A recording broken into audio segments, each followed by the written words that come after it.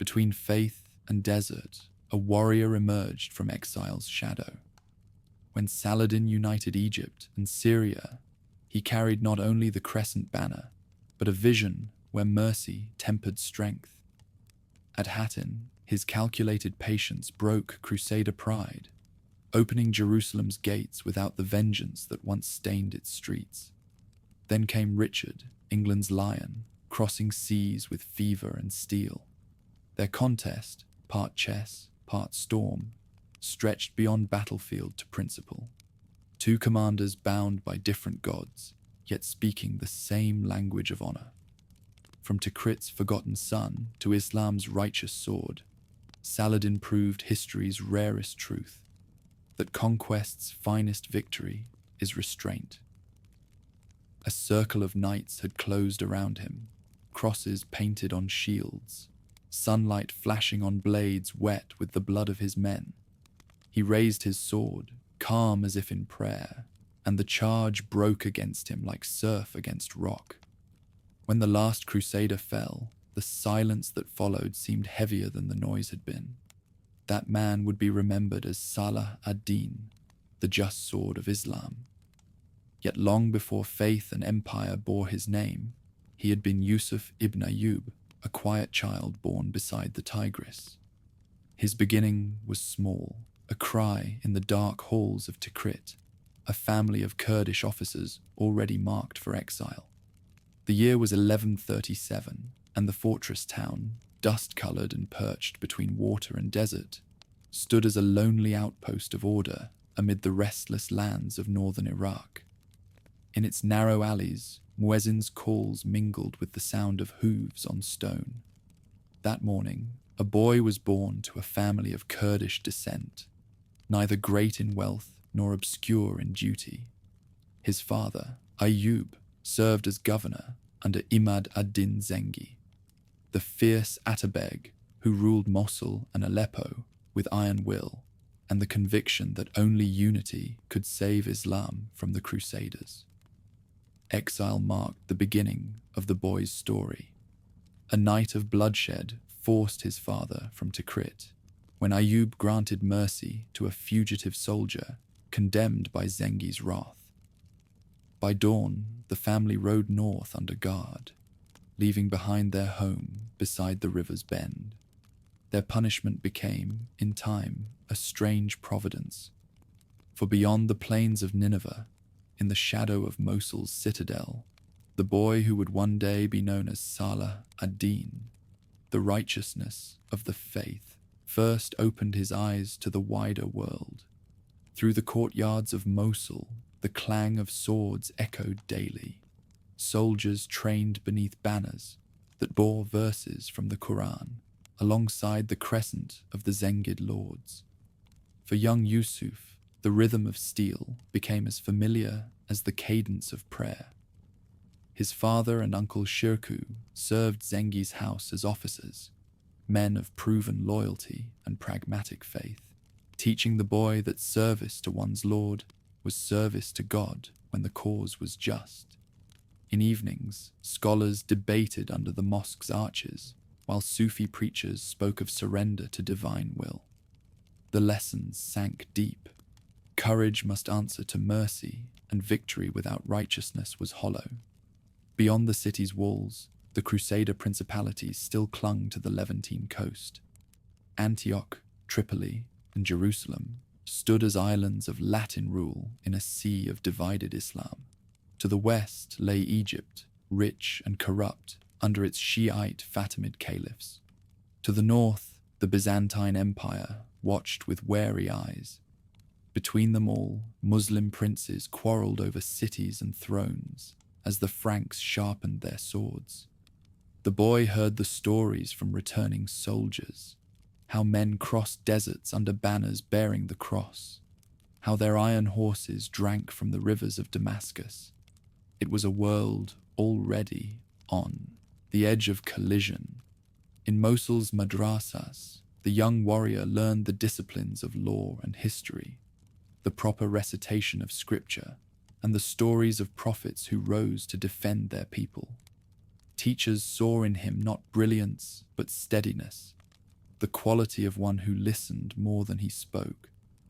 What stirred him most were tales of Ali's valor and Omar's justice, the twin ideals of courage and equity that would shape his later years. He was no zealot, no firebrand, but a youth who found holiness in order and discipline. When Zengi fell to an assassin's dagger in 1146, the Muslim world trembled once more. His death shattered the fragile unity he had forged. Yet from Aleppo rose his son, Nur ad-Din, austere and devout, inheritor not only of his father's domain, but of his vision. Where Zengi had ruled through fear, Nur ad-Din sought strength through faith. He built hospitals and schools, summoned jurists to his court, and spoke often of jihad, not as vengeance, but as duty. Under his banners, Yusuf's family found new purpose. Mosul's garrisons sent word to Aleppo, and soon Ayub and Shirkuh answered the call to serve the new ruler. The boy followed them south through plains scorched by summer winds, past rivers where the bones of old armies still lay buried. Damascus, jewel of Syria, awaited them, a city whose markets overflowed with silk and song, yet whose people had learned to live between rival powers. There, Yusuf first saw the complexity of rule, the tension between scholar and soldier, merchant and emir, mosque and palace. He watched his father manage disputes not with the sword, but with the word, and understood that authority demanded patience more than power. In Damascus, Nur ad-Din built more than walls. He cultivated a moral order, restoring Sunni orthodoxy where sectarian division had torn the land. His campaigns against the Crusaders were not mere wars of expansion, but sermons in motion, meant to prove that righteousness, when disciplined, could reclaim what negligence had lost. Yusuf, still a youth in his master's court, absorbed these lessons as other men absorbed poetry. The art of rule, he learned, lay in restraint, the hardest of all virtues for warriors bred in a century of holy wars. Years passed like drifting sand. The boy became a man, quiet in manner, yet unbending in purpose. When Nur ad-Din rode north to strike at Edessa, Yusuf remained with the administrative staff, observing the machinery of an empire in motion. His contemporaries described him as reserved, disliking ostentation, preferring counsel to command. Yet beneath the modest bearing, there stirred ambition, not for personal glory, but for the order of God's world restored. Through Aleppo's corridors came rumors of Egypt, the ancient land where the Nile carried both life and intrigue. The Fatimid Caliphate, once radiant in its Shiite splendor, had sunk into decay. Its viziers plotted, its soldiers mutinied, its caliph, Al-Adid, a figurehead for factions that sold allegiance to the highest bidder. Between the waning Fatimids and the encroaching Crusader kings of Jerusalem, the balance trembled. Nur ad-Din saw opportunity disguised as crisis. If Egypt could be drawn into Sunni alignment, the dream of Islamic unity might yet rise from centuries of division. He summoned his general, Shirkuh, the lion-hearted uncle whose temper matched his courage. The mission: march west, restore order, and secure the Nile in the name of faith. It was 1163 when the banners unfurled across the Syrian plain. Among the officers riding in Shirkuh's retinue was Yusuf ibn Ayyub, a reluctant participant in what would become the first chapter of his destiny. He had argued against the expedition, preferring the certainty of administration to the chaos of war, but obedience overruled doubt. As he later confessed, "I was not eager for Egypt. God carried me there against my will." The journey was arduous. Armies moved through deserts where wind erased footprints by morning, crossing wastes where the bones of earlier campaigns lay half buried in dust. At each oasis, scouts brought word of Crusader patrols watching from afar, for the kingdom of Jerusalem too had set its eyes upon Cairo's wealth. When Shirkuh's host reached the Sinai frontier, the contest had already begun. Amalric I, the leper king of Jerusalem, advanced his knights toward the Nile, determined that Christian banners would rise above its citadels before the Syrians could claim them. Egypt's vizier, Shawar, proved treacherous even by the standards of his age. Having invited Shirkuh to aid him against rivals, he soon shifted allegiance to Amalric when the tides of war turned. The result was chaos. Alliances made and broken in the span of weeks, battles fought under banners whose loyalties changed before the blood dried. Through it all, Yusuf observed in silence, learning the ways of courts more dangerous than battlefields. He saw the arrogance of the Franks, the duplicity of Egyptian courtiers, the weariness of a people ground between two faiths and a dozen ambitions. Cairo astonished him. Its markets teemed with perfumes and philosophers. Its mosques glowed with light reflected from marble domes. Its libraries contained more wisdom than entire provinces of Syria. Yet beneath the splendor, corruption festered. Ministers sold offices. Guards extorted merchants. The caliph's palace echoed with laughter that concealed fear. To the earnest Kurdish officer, such decay was both repellent and instructive. A state could be conquered by sword or by sin, and Egypt, he realized, was already half conquered by the latter. When Nur ad-Din's envoy returned to Syria with news of the campaign's uncertain progress, some whispered that Shirkuh had overreached, that the desert would devour them all. But Yusuf endured. His patience, his measured counsel amid his uncle's fiery impulses, saved more than one retreat from disaster. Our young officer began to attract notice among veterans who prized steadiness over bravado. His loyalty remained to his uncle, yet even Shirkuh recognized that this quiet nephew possessed a gravity rare among men who wore armor for a living. By the campaign's end, Egypt remained unconquered, its throne still trembling beneath factions.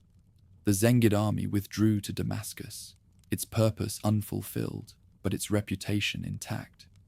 Yusuf returned with more than experience. He carried understanding.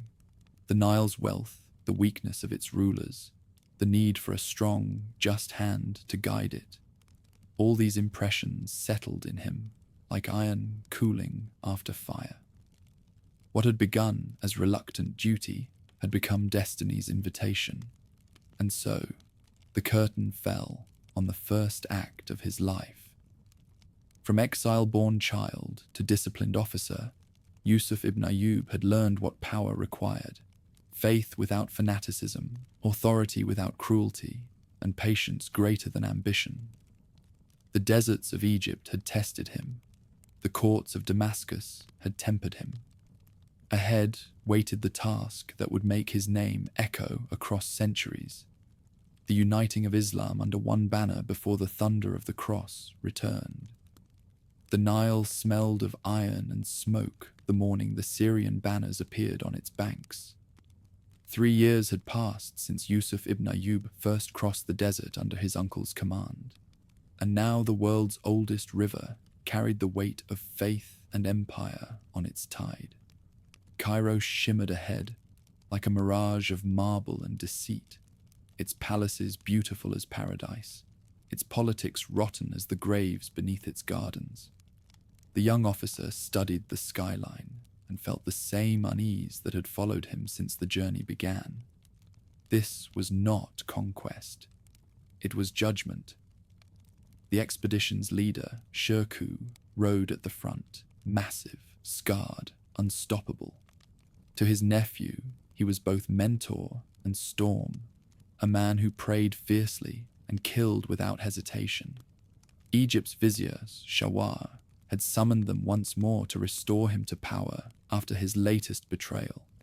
a cycle of intrigue so dizzying that even Nur ad-Din in distant Aleppo could scarcely follow its turns. Shawar's reward for this second rescue would be treachery renewed before the dust settled. In this land, Yusuf thought, loyalty was a coin spent before it left the hand. Their army camped amid the ruins of Fustat, ancient predecessor to Cairo. At night, the Kurdish commander walked between fires where Syrian and Nubian soldiers shared coarse bread and muttered prayers, the scent of roasted grain mixed with the murmur of the river. Beyond, church bells from the Crusader ships anchored near the delta mocked their presence. King Amalric of Jerusalem had come again, seeking to snatch the Nile before Islam could reclaim it. The field of faith had narrowed to this single floodplain. When battle came, it was not glorious. Mud swallowed hooves. Arrows fell like insects in summer heat. Yusuf led a charge along the embankment, cutting through Frankish knights who slipped in the mire. The clangor, the shouts in 3 languages, the thunder of collapsing bridges, Egypt seemed to breathe through chaos itself. When the Franks withdrew, Shirkuh proclaimed victory, but the young officer saw only exhaustion on his men's faces. This campaign, like the last, had gained more corpses than cities.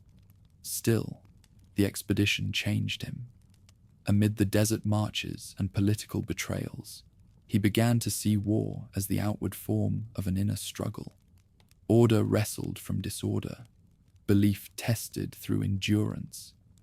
He prayed longer, spoke less, and kept notes on supply routes, garrisons, and the Nile's behavior in flood. Knowledge, he decided, was another kind of weapon. Back in Damascus, Nur ad-Din watched with sharpened interest. Reports from the Nile spoke of his lieutenant's restraint and insight, rare qualities in a soldier's trade. When Egypt's intrigues again spiraled into bloodletting, the ruler of Aleppo sent Shirkuh south for a third expedition, and with him the same quiet nephew whose prudence he had come to trust. The journey would decide more than borders. It would decide who among the living could command the future. The Fatimid court received them with ceremony, veiling terror. Caliph al-Adid, still a youth, ruled nothing but ritual. Eunuchs whispered behind curtains.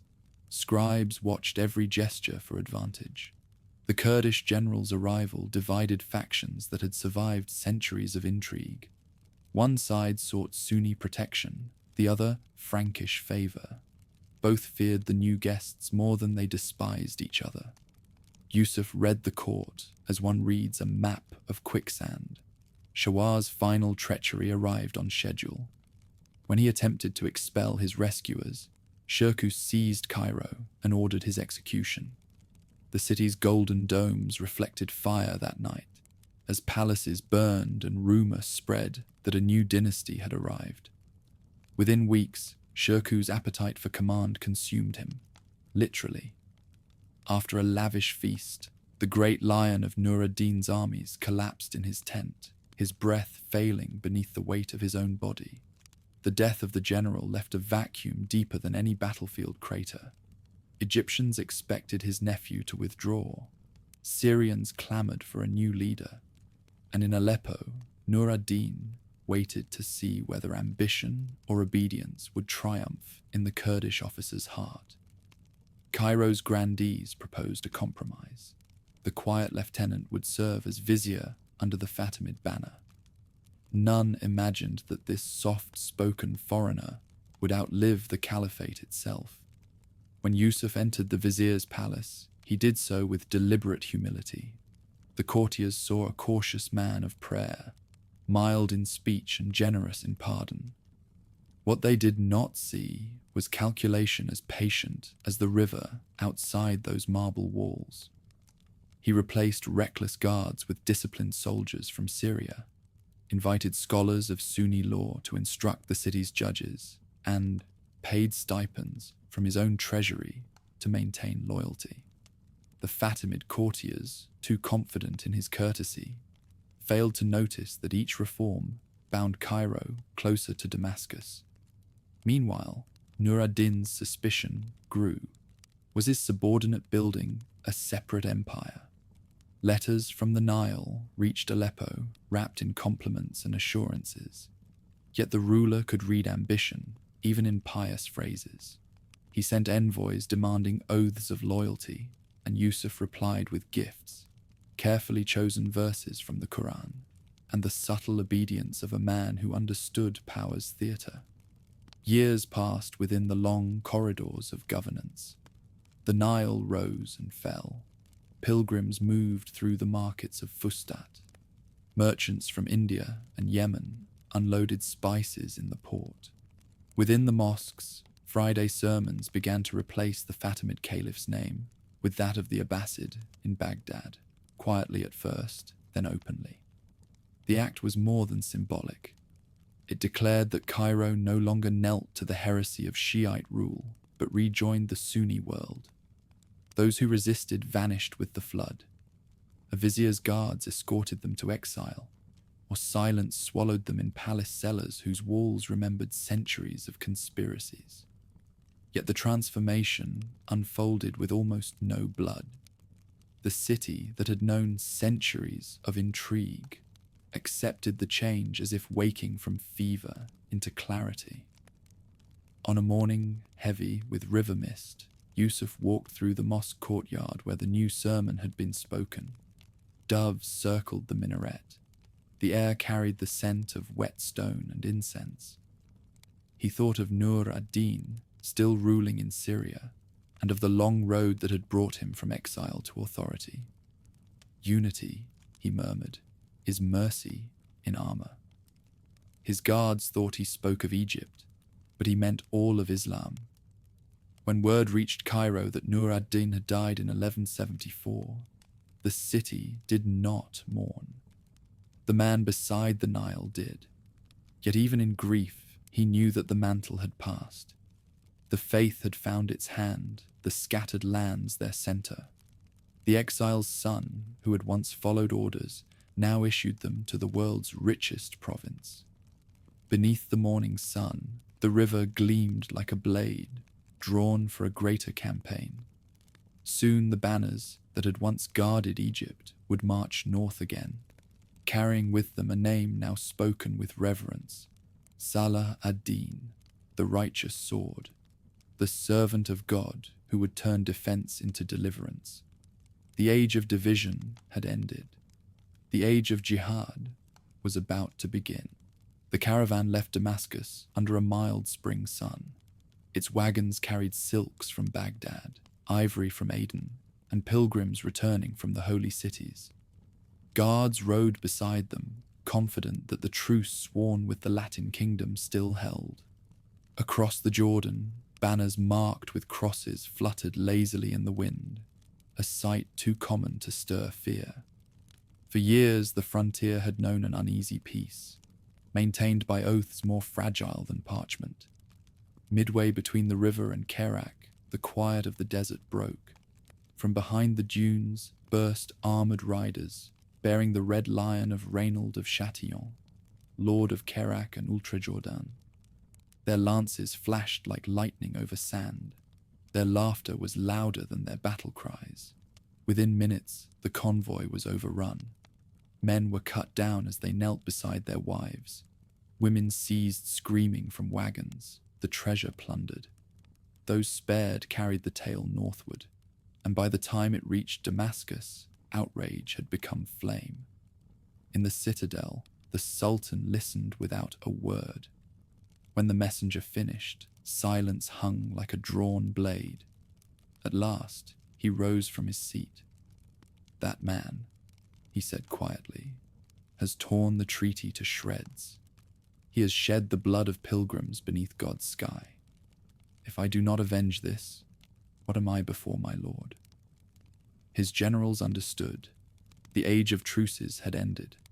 The holy war they had prepared for through a decade of discipline would now begin in earnest.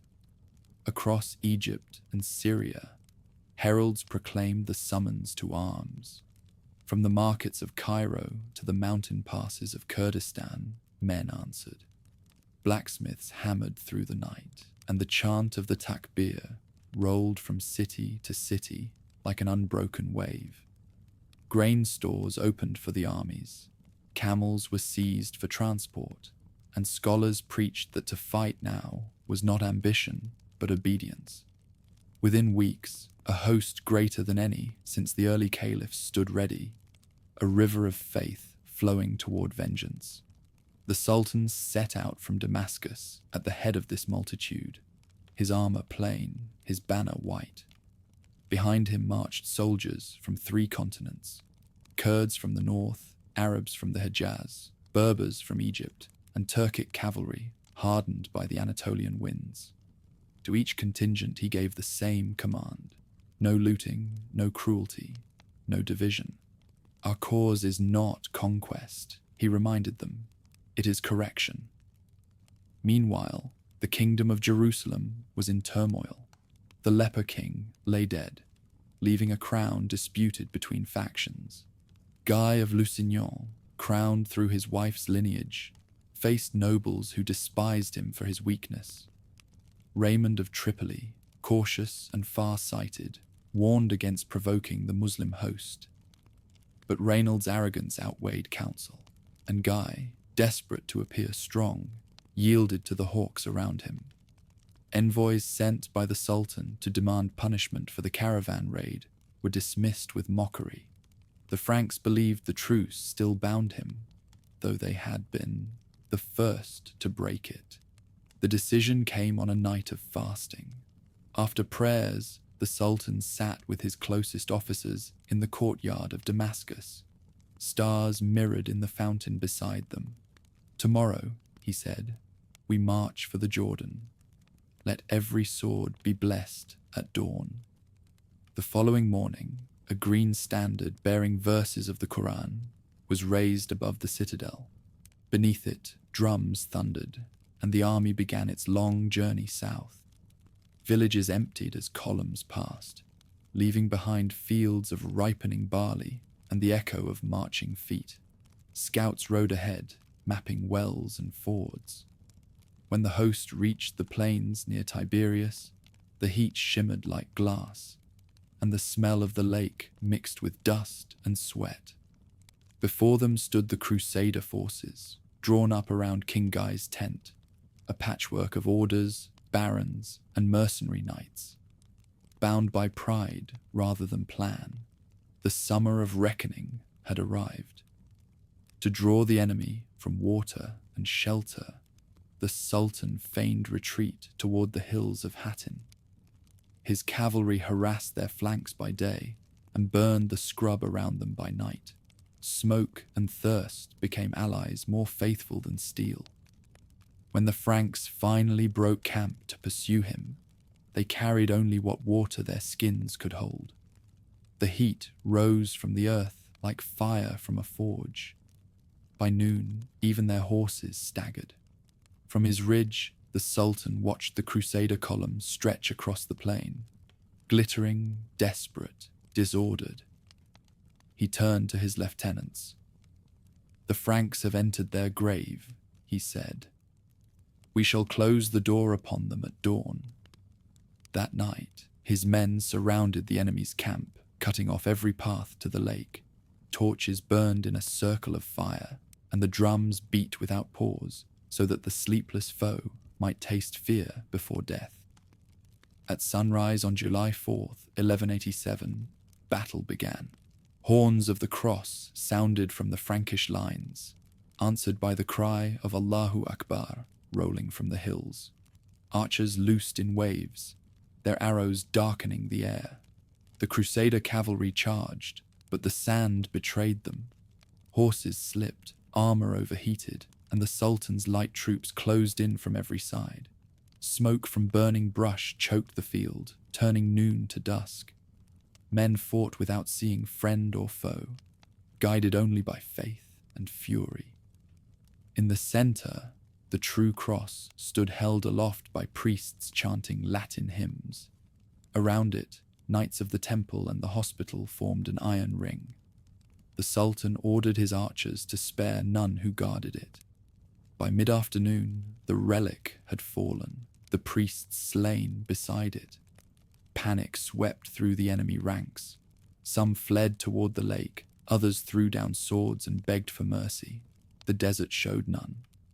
When the sun set, silence settled over the field, except for the groans of the wounded and the crackle of burning tents.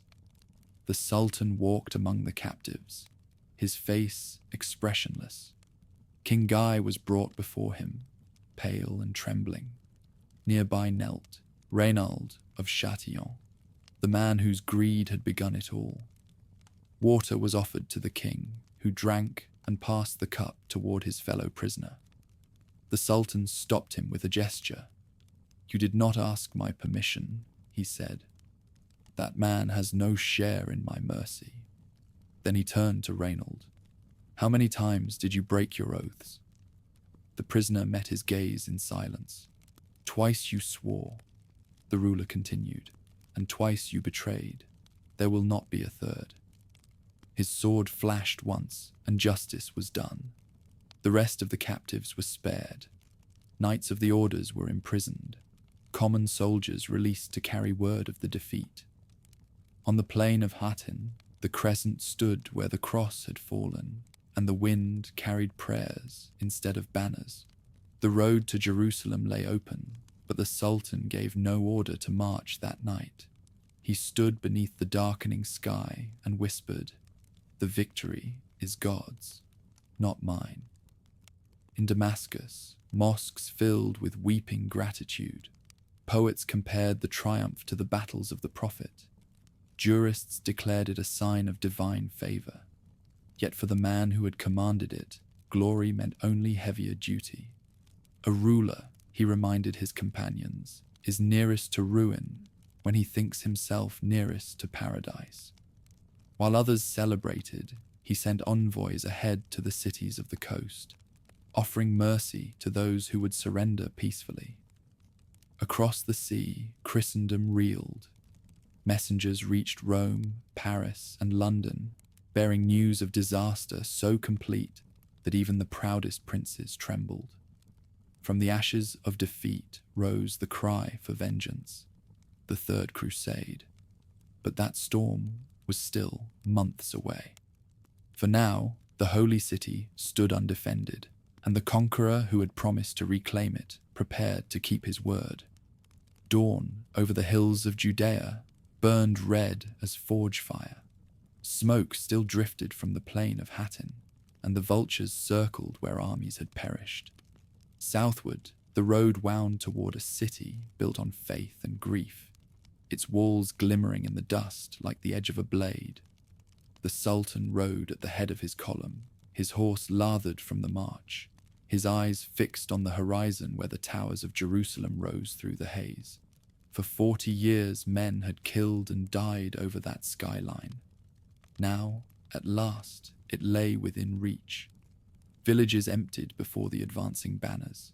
Peasants who had prayed for deliverance watched in silence as the host passed. Kurds, Egyptians, Syrians, Arabs, Persians, all bound by a single purpose.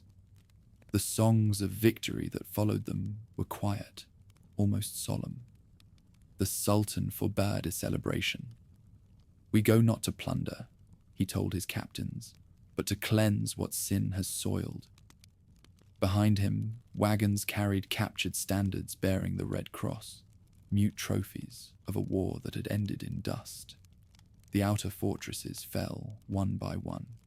Acre opened its gates without resistance. Jaffa surrendered after a brief show of defiance. Tyre alone refused, defended by the hard-headed Lord Conrad of Montferrat, whose walls and ships would later become the rallying point of Europe's revenge. Leaving it isolated, the Sultan turned inland toward the prize all prophecy had promised. Jerusalem waited behind weathered ramparts, its garrison numbering barely 1,000 fighting men. At their head stood Balian of Ibelin, once a baron of the coastal plain, now defender of the faith's most sacred ground. when he sought permission to enter the city to rescue his family. The Sultan granted it under oath that he would bear no arms.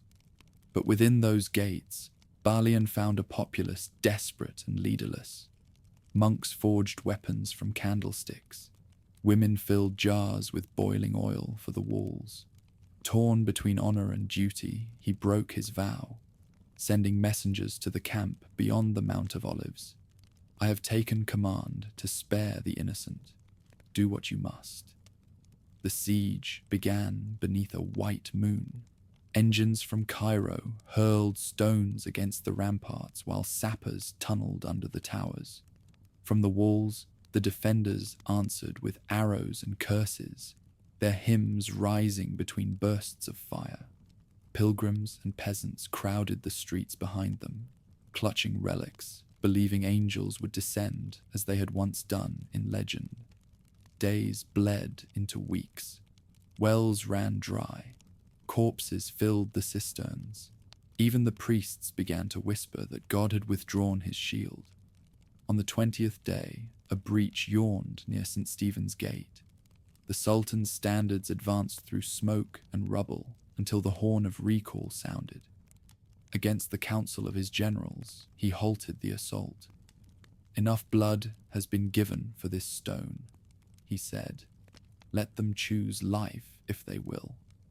Envoys rode into the city to offer terms. Freedom for all who ransomed themselves. Safe passage for those unable to pay. Protection for holy places sacred to both faiths. Balian accepted with bowed head. Better mercy from an enemy, he told his council, than massacre by despair. At sunrise, the gates opened. Columns of survivors filed out, carrying what little they could bear. Coins sewn into hems, icons wrapped in cloth, children clutching wooden crosses. The Sultan stood beside the road, granting leave for each group to pass. When he saw a mother unable to pay her ransom, he took a purse from his treasurer and covered the debt himself. A captive's tears, he said, weigh heavier than gold. His officers followed his example until the treasury stood nearly empty. Inside the walls, order replaced terror. Mosques long profaned were washed and reopened to prayer. The dome of the rock was cleansed with rosewater. The Acre Mosque, once a Crusader palace, again echoed with the call to worship. No church was burned, no priest harmed. Pilgrims from the west were told they might return unarmed when peace allowed. Chroniclers who had feared another slaughter, like the one of 1099, wrote in disbelief that the conqueror forbade even insults to the defeated. The night after the surrender, the Sultan climbed the citadel's highest tower. Below him, torchlight traced the slow procession of captives leaving by the Jaffa Gate. The wind carried hymns in Latin, mingled with the murmur of Arabic prayers. For the first time in his life, he felt no elation, only weariness. Victory, he murmured, is the loneliest hour of a ruler. He ordered that the following day be one of fasting, not triumph. News of the city's fall swept east and west like a storm. In Baghdad, the caliph proclaimed days of rejoicing and sent robes of honor to the conqueror. In Aleppo and Mosul, mosques overflowed with thanksgiving. Across the sea, however, church bells tolled in mourning. Pope Urban III died upon hearing the tidings, and his successor issued a bull calling for vengeance. Thus, the triumph in Jerusalem became the spark that would summon kings from Europe's thrones to holy war. While Europe armed itself, the Sultan governed as builder and guardian. He appointed judges to replace soldiers in the streets, reopened trade routes, and restored aqueducts shattered by the siege. His counselors urged new campaigns along the coast, but he refused haste. "We hold the heart," he said. "Let the limbs come to us." He knew the enemy gathering across the sea would demand strength far greater than any victory parade could supply. Among the released captives travelled Balian of Ibelin and the Queen Sibylla, escorted under safe conduct to the coast. At parting, the Frankish lord bowed. "You have shown what kings forget, that power need not shame mercy." The Sultan inclined his head. "Tell your princes," he answered, "that I kept my word." The two men parted without hatred, each aware they had witnessed the ending of one world and the birth of another. Weeks later, pilgrims entered the city again, not as conquerors, but as guests. They found markets reopened, olive groves spared, the air smelling of cedar and incense. From the Mount of Olives, they saw banners of green and white, fluttering above walls that had known every creed's blood. And at the hour of prayer, muezzin and bell echoed together across the valley, a sound unheard since the First Crusade. Yet peace carried a shadow. From ports along the Mediterranean came whispers of fleets assembling under the banners of three crowns: England's lion, France's lilies, and the eagle of Germany. The Sultan listened, unmoved. "Let them come," he said. "We have learned patience from God and courage from our wounds." Still, he strengthened every fortress between Ascalon and Acre, knowing the sea would soon deliver an empire's worth of retribution. On the first anniversary of the city's surrender, he rode alone through its silent streets. The moon hung over the golden dome, and a cool wind moved through the colonnades. He dismounted at the Aqsa Mosque and entered barefoot, placing his sword beside the pulpit. "Lord," he prayed, "keep me humble in your service. Let this place, once bought with blood, be held by justice." When he rose, he was no longer the avenger of Hattin, but the custodian of peace. Beyond the desert, Europe's kings were already on the march. Ships filled the western horizon. Banners rippled with the promise of another reckoning. The man who had restored the holy city looked toward the sea and saw destiny returning. "The cross will come again," he told his generals, "and we shall meet it not with hatred, but with endurance." The age of conquest had ended. The age of testing had begun. Trumpets of bronze called through Cairo's dawn as the last echoes of the Fatimid prayer faded from its mosques. On that morning of 1171, the city awoke beneath new words spoken from its pulpits. The Abbasid caliph's name replaced the long-enthroned Shiite sovereign. For the first time in 2 centuries, the Nile capital bowed to Sunni rule. The man who ordered the change stood in the courtyard of Al-Azhar, head uncovered to the light, listening to the muezzin proclaim the unity he had fought to restore.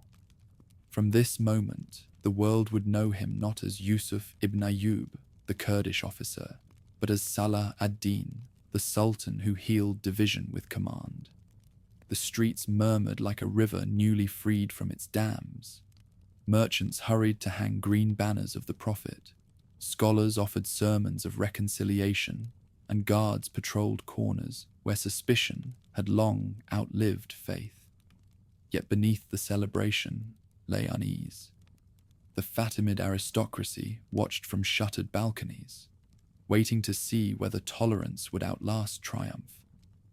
Saladin moved through their quarter in silence, acknowledging greetings without arrogance, promising safety to those who accepted the new order. Mercy, he believed, achieved more than terror. It conquered hearts before walls. Within months, Egypt breathed a different air. The treasury was reorganized, its ledgers stripped of the phantom salaries that had fed centuries of corruption. Granaries refilled under the supervision of trusted officers from Syria. Dockyards along the Nile built warships for a fleet that had existed only on parchment. The Sultan rose before dawn, prayed, and spent his mornings among clerks and soldiers alike, questioning every expenditure, weighing every punishment. "A ruler," he told his scribes, is judged first by the order of his accounts and then by the order of his soul. Beyond the palace, new madrasas appeared beside the mosques. Teachers of Sunni law received stipends, and endowments were set aside for the poor. The transformation moved not through decrees alone, but through quiet example. When the ruler walked the markets in simple robes, his ministers set aside silks. When he dismissed musicians from court to fund an orphan hospital, others followed. Cairo began to resemble the disciplined heart of an empire rather than the decadent remnant of one. But faith could not secure borders. To the north, Nur ad-Din still governed from Aleppo, watching the Nile's prosperity with unease.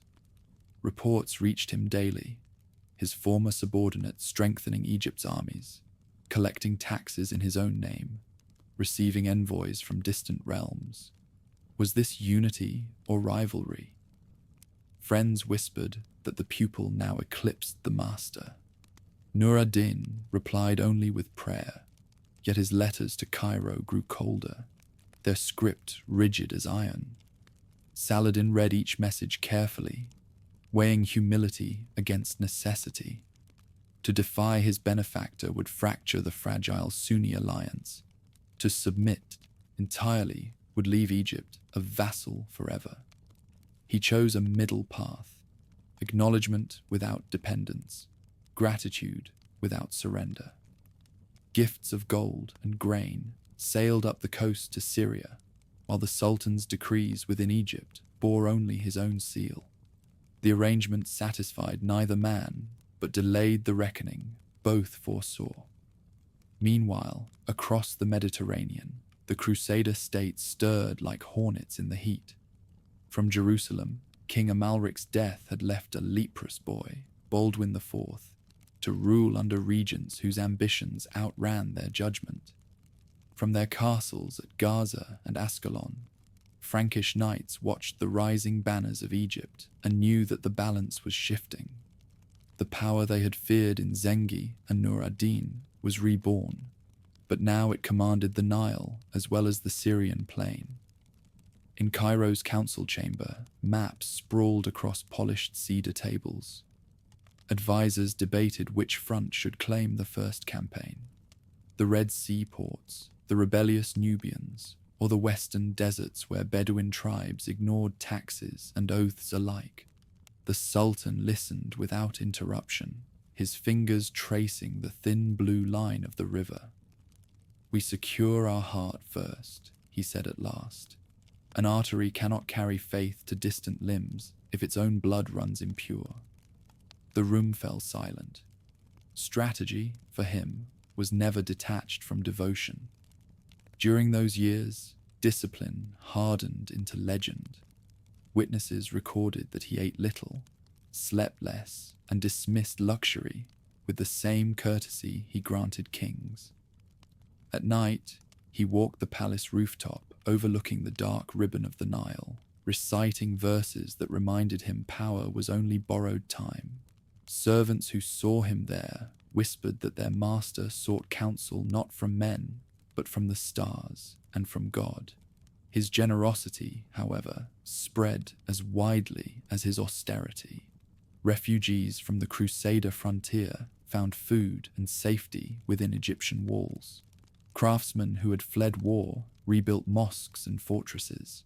Scholars displaced from Baghdad's rival schools discovered new patronage in Cairo's libraries. The city became a sanctuary of renewal, a forge where the talents of the broken world were melted and shaped anew. When the Sultan finally marched north, it was not as a conqueror, but as a restorer. Syria had fractured after Nur ad-Din's death, its emirs grasping for fragments of his legacy. Damascus called for protection, Aleppo for negotiation, Mosul for autonomy.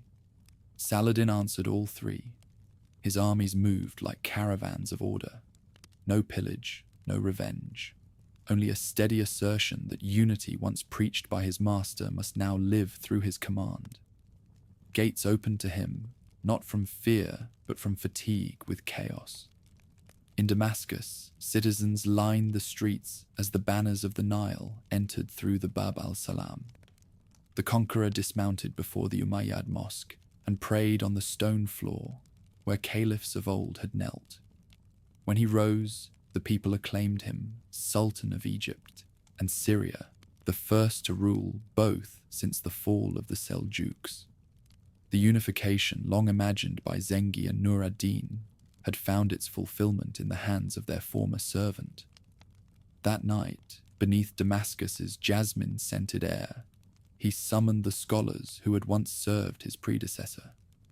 Nur ad-Din was a lamp, he said. I am only its flame carried onward. The humility was real, but it did not hide certainty. He knew that destiny had passed from one hand to another, and that the burden now rested fully on his shoulders. Letters of allegiance arrived from distant cities. Gold tributes filled the treasuries.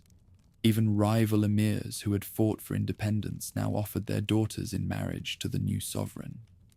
For a moment, the Muslim world seemed whole. Yet the Sultan understood that unity achieved by submission alone was brittle. It must be renewed by justice and defended by discipline. Every victory, he reminded his council, carried within it the seed of corruption if left untended. From Jerusalem's towers, Christian scouts watched the rise of this new power with unease. Pilgrims spoke of the Sultan, who prayed like a dervish, yet commanded armies like a king from legend. Rumor made him taller, wiser, sterner than truth could measure. Even his enemies began to believe he fought not for himself, but for a faith that had regained its soul. Spring of 1174 brought both triumph and shadow. In Aleppo, remnants of Nur ad-Din's household still resisted, unwilling to yield their city to a man they had once called subordinate. The Sultan advanced with patient strategy, besieging the walls, yet offering peace to any who would swear loyalty. After months of stalemate, the garrison opened its gates, and the commander entered the citadel carrying no weapon. He knelt at the tomb of his former master and whispered a prayer few could hear. When he emerged, witnesses said his face bore neither pride nor grief, only resolution. The oath made beside that grave would shape the decade to come. Never again would Muslim lands be ruled by division while unbelievers held Jerusalem. Behind him, the banners that had marched from the Nile to the Orontes fluttered in the wind like green flames of purpose. The Sultan of two lands had been born, not by coronation, but by service fulfilled. His authority stretched from the deserts of Libya to the mountains of Armenia, yet his tent remained as plain as it had been in youth. To those who praised him as conqueror, he replied, I only lifted what others dropped. To those who doubted his resolve, he pointed east toward the holy city and said, There lies the debt we have not yet paid. Autumn winds swept the plain near Ramla, carrying dust across a field already cursed by miscalculation. Under banners marked with the Crescent, the Sultan's army advanced in perfect order, until the Frankish countercharge struck like lightning through smoke. From the midst of the chaos, a young monarch in gilded mail led the assault, his skin white as parchment, his body ravaged by disease. Baldwin IV, the leper king of Jerusalem, rode as though pain had no dominion. When the lines met, dust and sunlight blurred into ruin. It was Montgisard, and for once, fortune fled the man who had never feared its turning. By nightfall, the field belonged to the Franks. The Sultan escaped with only a handful of guards, his cloak torn, his lips cracked from thirst. Behind him, bodies of loyal horsemen lay unburied under the indifferent stars. In defeat, he discovered what triumph could never teach, how swiftly arrogance follows success, and how mercy toward oneself must begin with truth. At dawn, he ordered prayers of repentance instead of revenge. God tested our faith, he said to the survivors, and found pride among the tents. Retreat became discipline. The march back to Egypt hardened every heart. Supplies were counted, routes surveyed, captains dismissed for carelessness. Out of disaster, he forged a new weapon, an army bound not by pay, but by purpose. Engineers built fortresses along the Red Sea routes. Caravans carried grain to coastal garrisons, so no future campaign would depend on chance or generosity. Failure had burned away luxury. From his capital on the Nile, the Sultan planned like a mathematician and prayed like a monk. Reports from Syria told of renewed quarrels among petty emirs, and from the coast came word that the Crusaders, though victorious, had learned nothing from their good fortune. Their lords feasted, quarreled, and robbed pilgrims on their own roads. Among them, 2 names returned again and again in every complaint. Reynold of Chatillon, Lord of Kerak, whose raids struck caravans even during truce, and Guy of Lusignan, whose claim to Jerusalem's throne rested on marriage and vanity. The Sultan's patience was deliberate. He sent envoys bearing treaties to Tyre and Acre, securing time to rebuild his strength. Meanwhile, he married Ismat, widow of Nur ad-Din, binding Syria's legitimacy to his own cause. Each alliance, each reform, moved him closer to the unity promised in his youth. To followers, these years seemed tranquil. To him, they were the slow drawing of a bowstring. In Damascus, artisans forged new armor and blades of Persian steel. Scholars copied maps of every Crusader fortress, noting wells, walls, and weak gates. The Sultan reviewed troops himself, walking the lines on foot so that no soldier might doubt his gaze. Discipline, he reminded them, is worship made visible. Under his command, Egypt's wealth flowed north, building an army unlike any the East had seen since the first caliphs. Faith moved with steel. The preachers of jihad spoke not of hatred, but of justice, of reclaiming what sin and neglect had lost. Every mosque echoed with the same prayer, that the land once blessed by the Prophet's night journey should return to the people of his creed. The Sultan listened without theatrics, nodding as if the words described duty, not destiny. In private, he confessed to his physician that he feared the weight of the cause more than its danger. By 1182, his banners reached the edge of the Jordan Valley.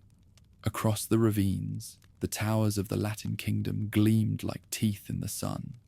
Skirmishes flared and faded, each a rehearsal for something greater. The leper king, unable to lead in person, sent generals whose courage outpaced their wisdom. When the Crusaders broke truces to raid Muslim caravans, the Sultan answered with lightning strikes, swift, disciplined, precise. For every ambush on pilgrims, a fortress changed hands. The balance began to tilt. Within the walls of Kerak, Reynold's insolence ripened into blasphemy. He seized a Meccan caravan returning from pilgrimage and mocked its captives from his battlements, boasting that he would carry war even into the Prophet's city. The news reached Cairo like an insult shouted in a sanctuary. The Sultan swore before witnesses that this crime would not pass unpunished. His fury, controlled but incandescent, unified tribes that had ignored summons for years. If God grants me victory, he vowed, no oath will restrain my hand from that man's blood. Campaigns followed the seasons. Each spring saw the Crescent armies cross the desert. Each autumn sent them back to winter in the Nile's safety. The Crusaders, divided by jealousy, answered only when provoked, leaving the initiative to their enemy. City by city, stronghold by stronghold, the Sultan's map grew green where it had been bare. In Aleppo, banners fluttered beside those of Egypt. In Mosul, Hesitant governors sent tribute rather than face invasion. The dream of a single realm from Euphrates to Cataract was becoming reality. During a rare pause in war, the Sultan returned to Damascus. There he walked through the gardens, once tended by Nur ad-Din, listening to fountains whose music covered his thoughts. Victory, he told himself, was only the prelude to stewardship. He ordered taxes reduced on farmers who had rebuilt irrigation canals, appointed judges known for honesty, and sent grain to famine-stricken villages. "A sword defends," he said to his secretaries, "but justice feeds." His letters to distant governors carried more admonitions than commands. Meanwhile, the Latin kingdom decayed from within. The leper king, dying by inches, named Guy of Lusignan, regent against the will of older nobles. The court split between the cautious Raymond of Tripoli, who urged diplomacy, and Reynald's faction, which preferred theft to peace. The Sultan's spies recorded every argument, every insult traded in Jerusalem's halls.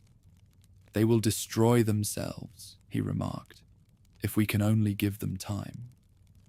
By 1185, peace seemed within reach. The dying king negotiated a truce that would spare his people another war, and the Sultan accepted, seeing wisdom where others demanded vengeance. Pilgrims crossed borders safely. Merchants reopened routes to Damascus. For a brief season, both worlds breathed the same air without blood. Yet among the Frankish lords, restraint lasted no longer than a drought's mercy. When Baldwin's death left a child on the throne, the court dissolved into feuds that even prayer could not disguise. Then came Reynald's final outrage. In the spring of 1186, he armed ships on the Red Sea, crewed by pirates who raided Muslim ports and boasted they would seize Medina itself. The Sultan's patience ended where sacrilege began. He ordered fleets from Alexandria and Jeddah to intercept them. None returned alive to boast again.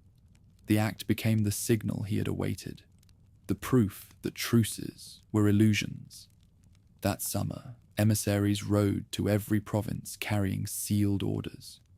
Drums rolled through Cairo's streets, calling warriors to muster.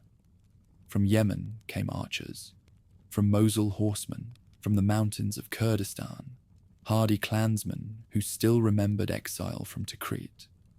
Over all their tents flew one emblem, a white banner inscribed in green with the words, "There is no God but God." At the council in Damascus, the Sultan addressed them simply. "Years of preparation have ended. We march not for plunder, nor for vengeance, but for the house of sanctity which they defile. Whoever fights beside me fights for the right of worship and the memory of the Prophet." The army answered with a single shout that rolled across the plain like thunder. When the host set out toward the Jordan Valley, priests and poets walked among the ranks, chanting verses older than any empire. Camels groaned under supplies. Drums beat time to the slow heartbeat of destiny.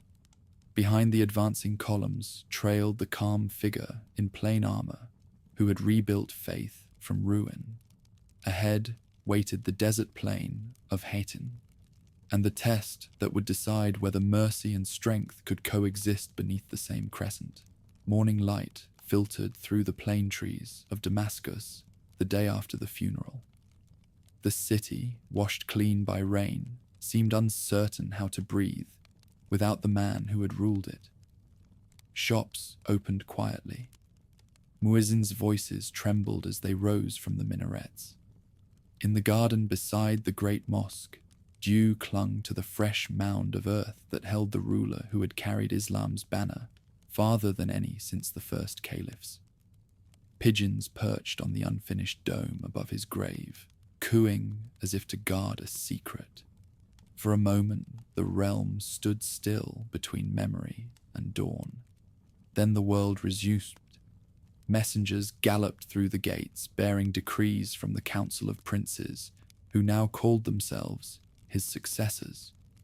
The empire he had gathered through faith and discipline began to divide even before the morning ended. In Egypt, his son Al-Afdal claimed the throne. In Damascus, Al-Aziz and Al-Adil, the brothers who had served beside him, prepared their own claims.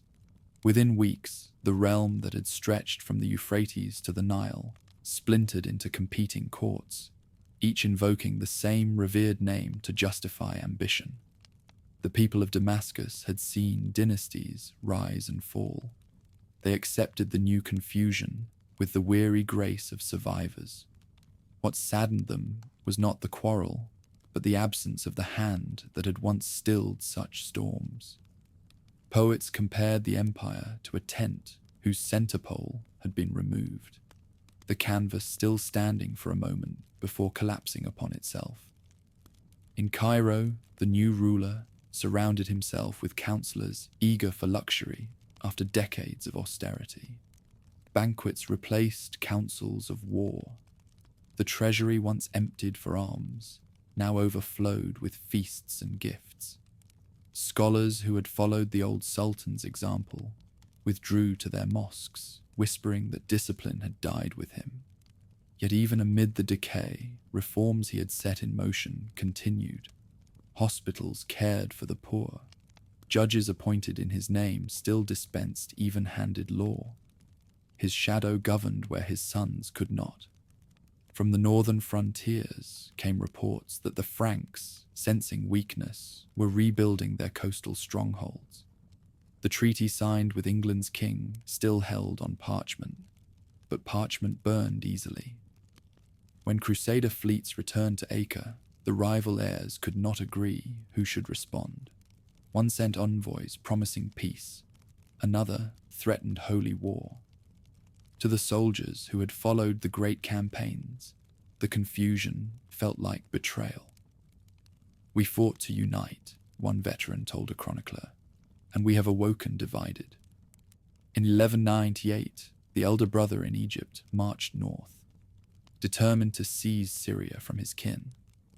Outside Gaza, the two armies, both flying banners of green and gold, faced each other across the dunes. Veterans who had once shared tents at Hattin now drew swords against former comrades.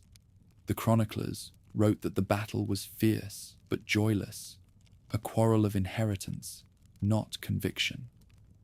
By dusk, the Nile prince's army retreated, and his uncle, Al-Adil, entered Damascus to restore order.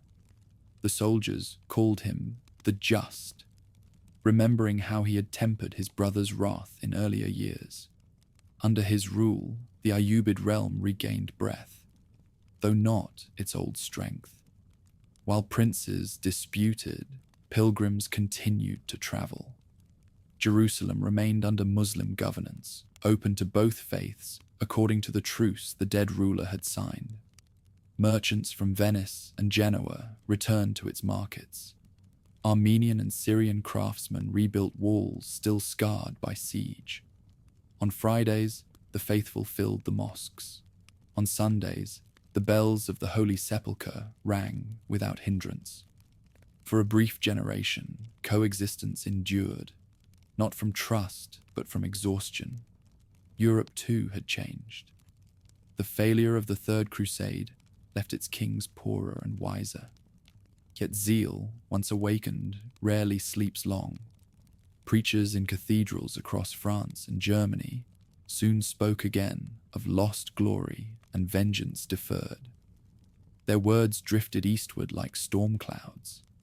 In 1202, the Fourth Crusade set sail, not for the Holy Land, but for the Christian capital of Constantinople, proving how far the crusading spirit had strayed from its sacred aim.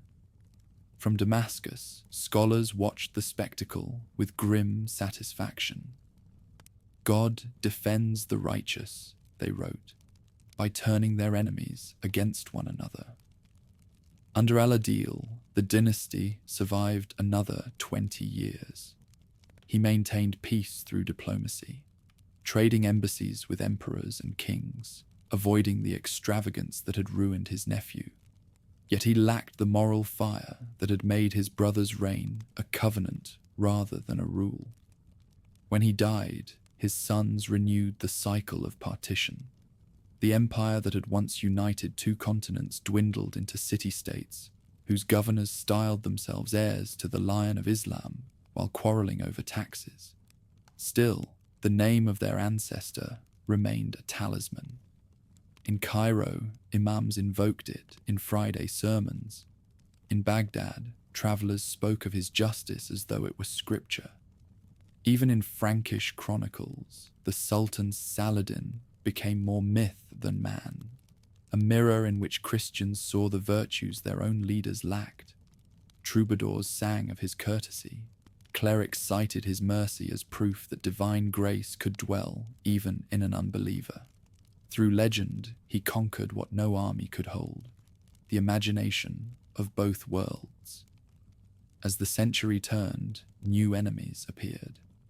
From the steppes beyond Persia rode horsemen whose arrows darkened the sky, the Mongols, scourge of empires. Their coming would shatter the fragile order the Ayyubids had preserved. When news of their devastation reached Syria, old men in Damascus whispered that perhaps God had withdrawn his protection because unity had been forgotten. Had the Sultan lived, they said, he would have gathered the tribes as he once gathered hearts.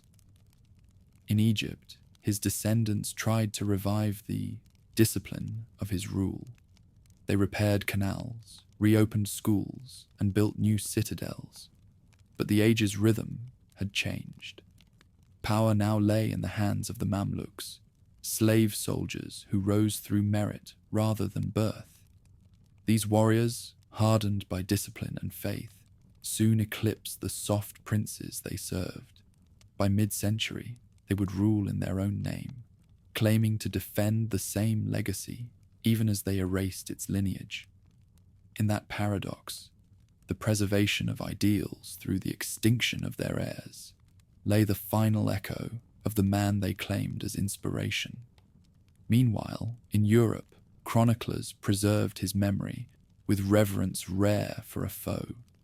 In England, clerks copied letters exchanged between him and King Richard. In France, monks illuminated manuscripts showing the two warriors saluting across a battlefield. Their artists, unable to imagine an Eastern saint without a halo, painted him with one. Centuries later, travelers from the West who visited his tomb removed dust from its steps and carried it home as relic. No ruler of his creed had ever won such homage from those who once called him infidel. By the middle of the 13th century, the world he had known was gone. Crusader castles stood in ruins. The Mongol storm had passed. Cairo, under its new masters, had become the beating heart of the Islamic world. Yet in that city's schools and mosques, his story was taught as lesson and warning, that faith must guide strength, that generosity binds longer than fear, and that empire built on virtue outlives stone. Pilgrims who came to Damascus still sought his tomb, tracing with their fingers the inscription carved above it. Kings feared him, yet he feared God alone. One evening, as sunset flamed over the city, a scholar read those words aloud to his students. "What then," a youth asked, "is his legacy?" The old man looked toward the west, where the sun sank behind the hills. "It is this," he answered. He proved that power may serve conscience. When rulers forget that, they rule only dust. The muezzin's call rose from the minarets, echoing through the same streets where the Sultan once rode in victory and humility. The voice carried across courtyards and gardens, mingling with the sound of church bells from distant quarters. For an instant, the two tones met in harmony before fading into the night. The last lingering note of an age that had dreamed of holiness and found humanity instead. Centuries passed, and the city that had wept for its ruler learned to speak his name as prayer rather than sorrow. Around the garden in Damascus, where his grave lay, new walls rose, new dynasties fell, and the dust of empires drifted away on the wind. Yet the inscription above the tomb remained untouched. Kings feared him, yet he feared God alone. Travelers paused before it in silence, sensing that time had preserved not a corpse, but a conscience. Mamluk sultans who claimed descent from his soldiers rebuilt the mosque beside his resting place and raised a marble dome over the simple coffin.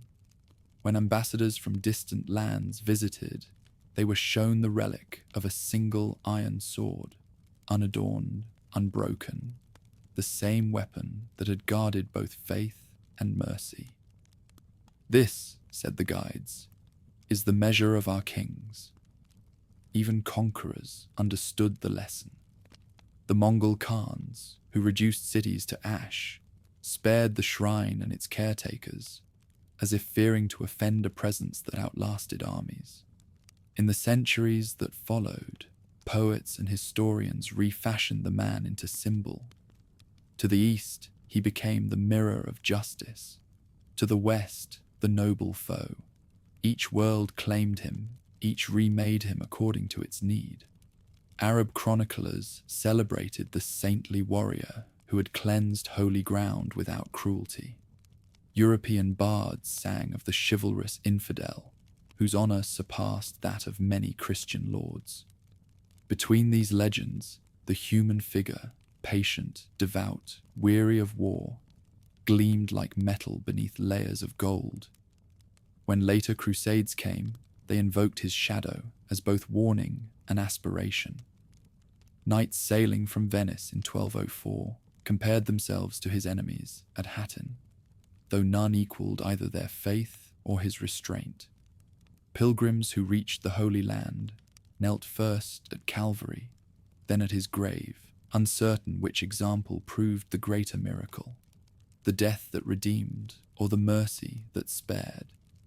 In that paradox, generations found their balance between zeal and conscience. Time carried the story outward. In Andalusia, poets recited verses of his clemency.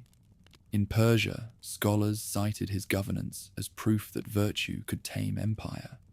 Farther west, the Renaissance discovered him anew through translations of Arabic chronicles. Painters gave him a face, stern, thoughtful, unwrinkled by hate. In England, chroniclers of the Lionheart retold their king's campaigns as a dialogue of honor between equals. The Sultan Saladin, they wrote, was God's lesson to the proud that righteousness may dwell in any heart that fears heaven. Empires changed, faiths divided, the map redrew itself again and again. Still the legend persisted, adapting to every age. Ottoman historians hailed him as precursor of their own dominion. European philosophers admired him as proof that civilization crossed creed. Even Napoleon, marching through Egypt 600 years later, ordered that his troops salute the tomb as they passed. "If he were born among us," the general said, "he would have been the greatest of our kind." The words, half tribute, half envy, joined the chorus of admiration that time could not silence. In the 19th century, when Western powers returned to the Middle East under banners of empire rather than cross, they found the name still potent. Syrian peasants told stories of the ruler who never slept until his people's hunger was satisfied. Egyptian students memorized his sayings as examples of duty. Pilgrims to Mecca passed through Damascus and left offerings beside his grave. The guards accepted none, answering, "He would not wish to profit even in death." Colonial officers studying Arabic discovered that their hosts revered him as symbol of lost unity. For them, the tales of the old Sultan were not nostalgia, but prophecy. One day, they said, Another would arise to defend faith with justice instead of rage. Thus, the memory of his rule became seed for nationalism long before that word was known. In classrooms from Cairo to Aleppo, children traced his campaigns on maps and asked why his peace had not endured. Meanwhile, in the West, historians and novelists transformed his image once more. Romantic writers saw in him the perfect knight, uncorrupted by courtly intrigue. Philosophers cited him as example that virtue was not confined to Christendom. In London and Paris, theatres staged dramas where the Sultan appeared in flowing robes, speaking words of magnanimity to trembling kings. Truth bent to admiration, yet admiration preserved truth's spirit, that power ennobled by mercy remains humanity's highest dream. Modern times brought new wars and new reckonings. When armies marched again across the same deserts during the Age of Empires, officers on both sides quoted his wisdom. In 1918, when the Ottoman Empire collapsed, a British general visited his tomb and left a wreath inscribed, "From the English people to the great adversary of our ancestors." Locals watched in wonder as the former enemy saluted a long-dead rival. The act seemed to close the circle, drawn 7 centuries earlier on the plains of Hattin. As nations rose from the ruins of empire, his story became their inheritance. Arab poets invoked him in calls for unity. Reformers cited his tolerance as model for modern governance. Even in times of bitterness, his name remained beyond reproach. To curse him was to curse decency itself. When disputes flared between faiths, his memory served as truce. If such a man could exist once, perhaps peace was not impossible again. In Damascus, his tomb continued to draw pilgrims, Muslim, Christian, and others, whose only creed was admiration. Children pressed their palms against the glass that shielded the wooden coffin. Elders recited prayers for guidance. The caretakers kept the chamber dim, the air cool with cedar. On the wall hung a faded tapestry, woven with verses describing a ruler who conquered not by fear, but by forgiveness. Each year, foreign visitors asked the same question: how did he hold power and remain gentle? The answer, written in a calligrapher's flowing hand, waited above the door. He remembered that judgment belongs to God alone. Across the centuries, scholars debated his flaws, his occasional harshness, his worldly shrewdness, his reluctance to destroy the Crusader states entirely. Yet such discussions only deepened the fascination. The imperfect saint was more human, more instructive than any flawless hero. His greatness lay not in miracles, but in mastery of self. That truth, preserved in chronicles and legend alike, survived every conquest. In literature and film of the modern age, his image reappeared, sometimes romantic, sometimes austere, but always luminous. To Eastern audiences, he remained the righteous leader who restored dignity. To Western ones, the chivalrous opponent who taught the meaning of restraint. Each portrayal, however embellished, echoed the same essence: a ruler who sought holiness not through destruction, but through harmony. Today, the garden in Damascus stands amid the noise of modern traffic, its domes shadowed by apartment towers. Yet at dawn and dusk, the sound that fills it is still the whisper of water in the fountains he endowed. Visitors kneel, not in worship, but in gratitude. The caretaker sweeps fallen leaves from the path and smiles when strangers approach. He belongs to all who honor mercy, he tells them, and steps aside. Beyond the garden, the world he once strove to unite remains divided. Nations argue, faiths contend, and the old wounds of history reopen with every generation. Yet the idea he embodied, the conviction that strength can guard compassion, that faith can coexist with justice, still threads through every dream of peace. His life, stretched between two civilizations, became the bridge that neither could burn. At sunset, the muezzin's call mingles once more with distant church bells, just as it did in his lifetime. The echo drifts over the roofs of Damascus, across the desert, beyond the sea, fading into the hum of the modern world. In that sound lies the final legacy of the man who was both conqueror and healer. Empires perished, kingdoms changed, but his memory endured because it asked nothing of worship except the courage to be kind. And so, history closes not with victory, but with remembrance. The crescent still rises, the cross still stands, and between them, like dawn over the horizon, glows the unending light of a ruler who proved that mercy can shape eternity. Summer heat lay over the coast like a shroud. From the ramparts of Acre, defenders watched the horizon blur where sea met sky, and in that haze appeared a forest of masts, sails white as bone, crosses painted crimson. Europe had answered the call. The long-promised host of kings had come, and the Third Crusade began with the sound of anchors dropping into the surf. The Sultan stood upon a ridge inland, his horse's hooves sinking in the baked earth. Before him, the plain writhed with movement, tents rising, siege towers rolling forward, banners of every color fluttering above the dust. This was no small invasion led by reckless barons. This was an empire afloat. So, he murmured, the sea itself delivers its armies. Then he ordered the horns to sound, and the crescent standard unfurled above his camp. Acre had been besieged for 2 years already, first by his own forces, now by those who came to reclaim it. Between the walls and the Crusader, trenches stretched a killing ground choked with corpses, where each dawn erased the labor of the night before. The air reeked of salt and rot. The Sultan's soldiers fought in shifts, praying amid catapults and smoke, their faith their only armor against despair. Among the newcomers strode princes who would shape the age. Richard of England, newly crowned, had crossed seas burning with fever and ambition.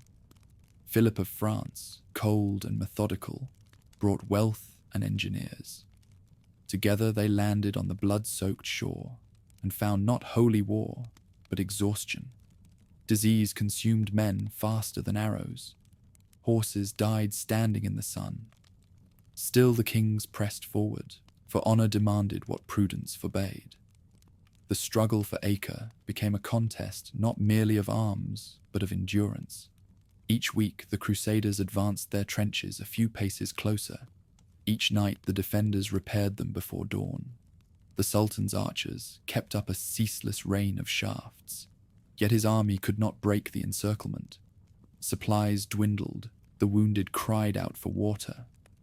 At times he rode among them unarmed, speaking softly, lifting jars with his own hands. Courage, he told them, is not to kill, but to remain when the world would flee. From the Crusader camp rose hymns and quarrels in equal measure. The French king sickened of the stalemate and sailed home, leaving the English monarch sole commander. Richard's vigor transformed despair into fury. He built engines that hurled boulders heavier than men and led assaults himself, crimson tunic bright against the smoke. Twice he was wounded, once by an arrow, once by sickness. Yet still he commanded from a litter carried to the front. The Sultan, watching from his lines, recognized in this enemy a spirit akin to his own, a man who believed that destiny bowed only to endurance. Messages passed between their camps, carried by envoys who marveled that two foes could show such measured courtesy.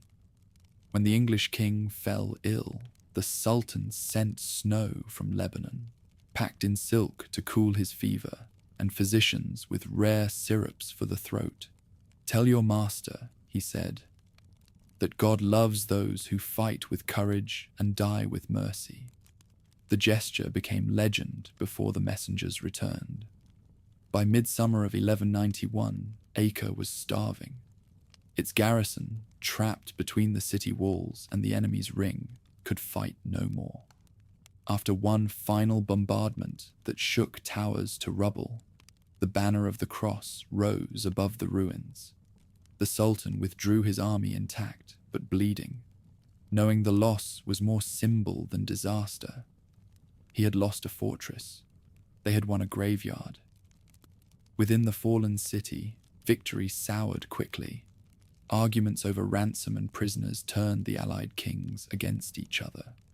When negotiations faltered, the English king ordered the execution of thousands of Muslim captives outside the walls, an act the chroniclers themselves could not justify.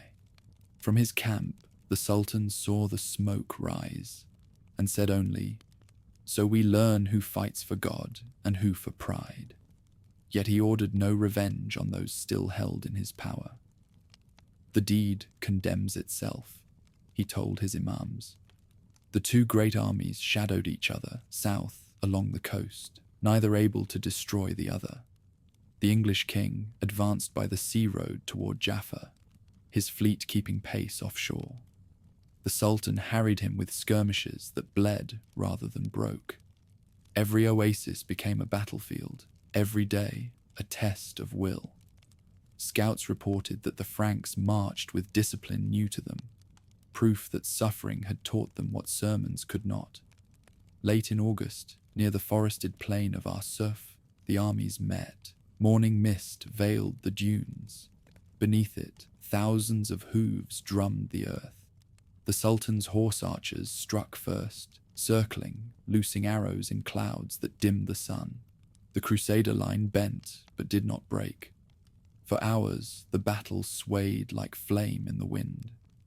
Then, at the critical moment, Richard signaled the countercharge. Heavy cavalry thundered forward, driving through the center, scattering the lighter ranks. The field erupted in dust and shouts. When the smoke cleared, neither side could claim true victory. The English king held the ground, but his army was too weary to pursue. The Sultan had lost men, but preserved his strength. As evening fell, each ruler withdrew, knowing they had met an equal.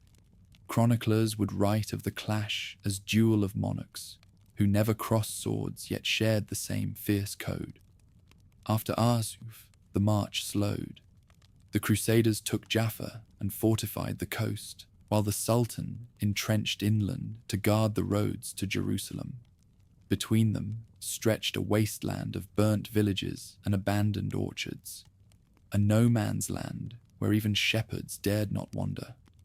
Winter rains turned the earth to mire, and for months the war became a siege without walls. In those weary months, envoys rode again between the camps. They carried proposals for exchange of captives, for pilgrim rights, even for marriage between royal houses. None succeeded, yet each proved that war itself had limits. The Sultan admired his opponent's valor, the English king his enemy's restraint. If he were Christian, Richard reportedly said, "I would call him a saint." When the rains ceased, both armies faced exhaustion greater than fear. Disease thinned the ranks. Supplies failed.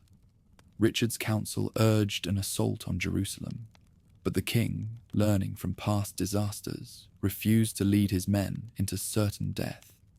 He knew that even if he captured the city, he could not hold it.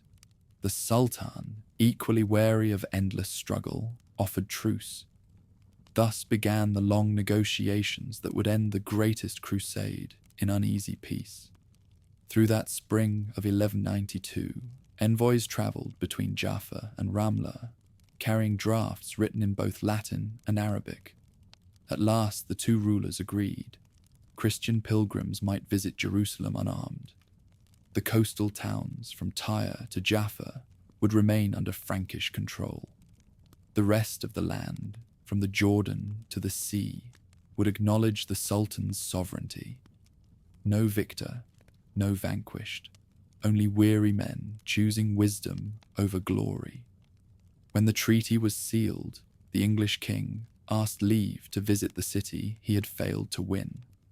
The Sultan, honoring valor in an enemy, sent guides to escort him within sight of the holy city's walls. There Richard dismounted, gazed across the valley, and bowed his head. "Into God's hands," he said softly, "I commend what we could not take." He turned back without entering. From afar, the ruler who had defended that city watched and whispered a prayer for his departing foe. Thus ended the War of the Lion and the Crescent, not with conquest, but with understanding bought by suffering. Each return to his homeland changed. One to an empire that would forget gratitude, the other to a faith that would remember restraint as victory's highest form. And between them, the Holy Land lay silent for the first time in generations, its soil watered not by blood, but by a fragile peace that both men, in their different languages, called the will of God. The summer of truce settled over the Levant like a weary sigh. The sea was calm again. The banners of Europe receded into the haze, their ships shrinking toward the horizon until they were no more than pale wings against the sun. Along the coastal roads, merchants returned to markets long closed by war, and peasants crept back to fields that still bore the scars of camps and catapults. For the first time in years, the Holy Land heard the sound of wind in olive branches instead of horns. The Sultan remained in his tent near Jerusalem until the last Crusader ship had vanished.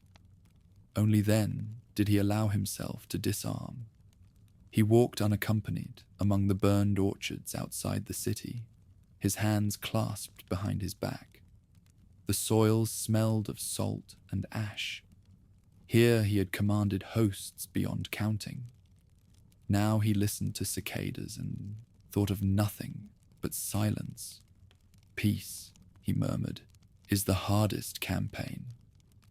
When he entered Jerusalem again, no crowds hailed him. He had forbidden triumph. The city, restored and ordered, needed a guardian, not a conqueror. In the courtyard of the Dome of the Rock, he prayed alone, laying his sword upon the stone where by tradition Abraham had proved his faith. "I have done what was given," he said. "Let others judge what remains." Then he mounted and turned north toward Damascus, the heart of his dominion and the place where, he said, a man can hear God in the wind of evening. The journey took weeks. Everywhere he passed, towns sent delegations bearing gifts. Carpets, spices, gold coins stamped with his name. He accepted little, thanking them for loyalty, but warning that wealth was a trust, not a prize. To the Emir of Hama, who offered a jeweled sword, he replied, "I have wielded enough steel. Let your smiths make plowshares now." His words spread faster than his army ever had. In Damascus, he resumed the rhythm of governance. Audiences filled the mornings, disputes over land, petitions from widows, questions of law. At midday, he visited hospitals his arms had founded, speaking with physicians and the poor alike. By night, he met with scholars to discuss matters of faith, listening more than he spoke.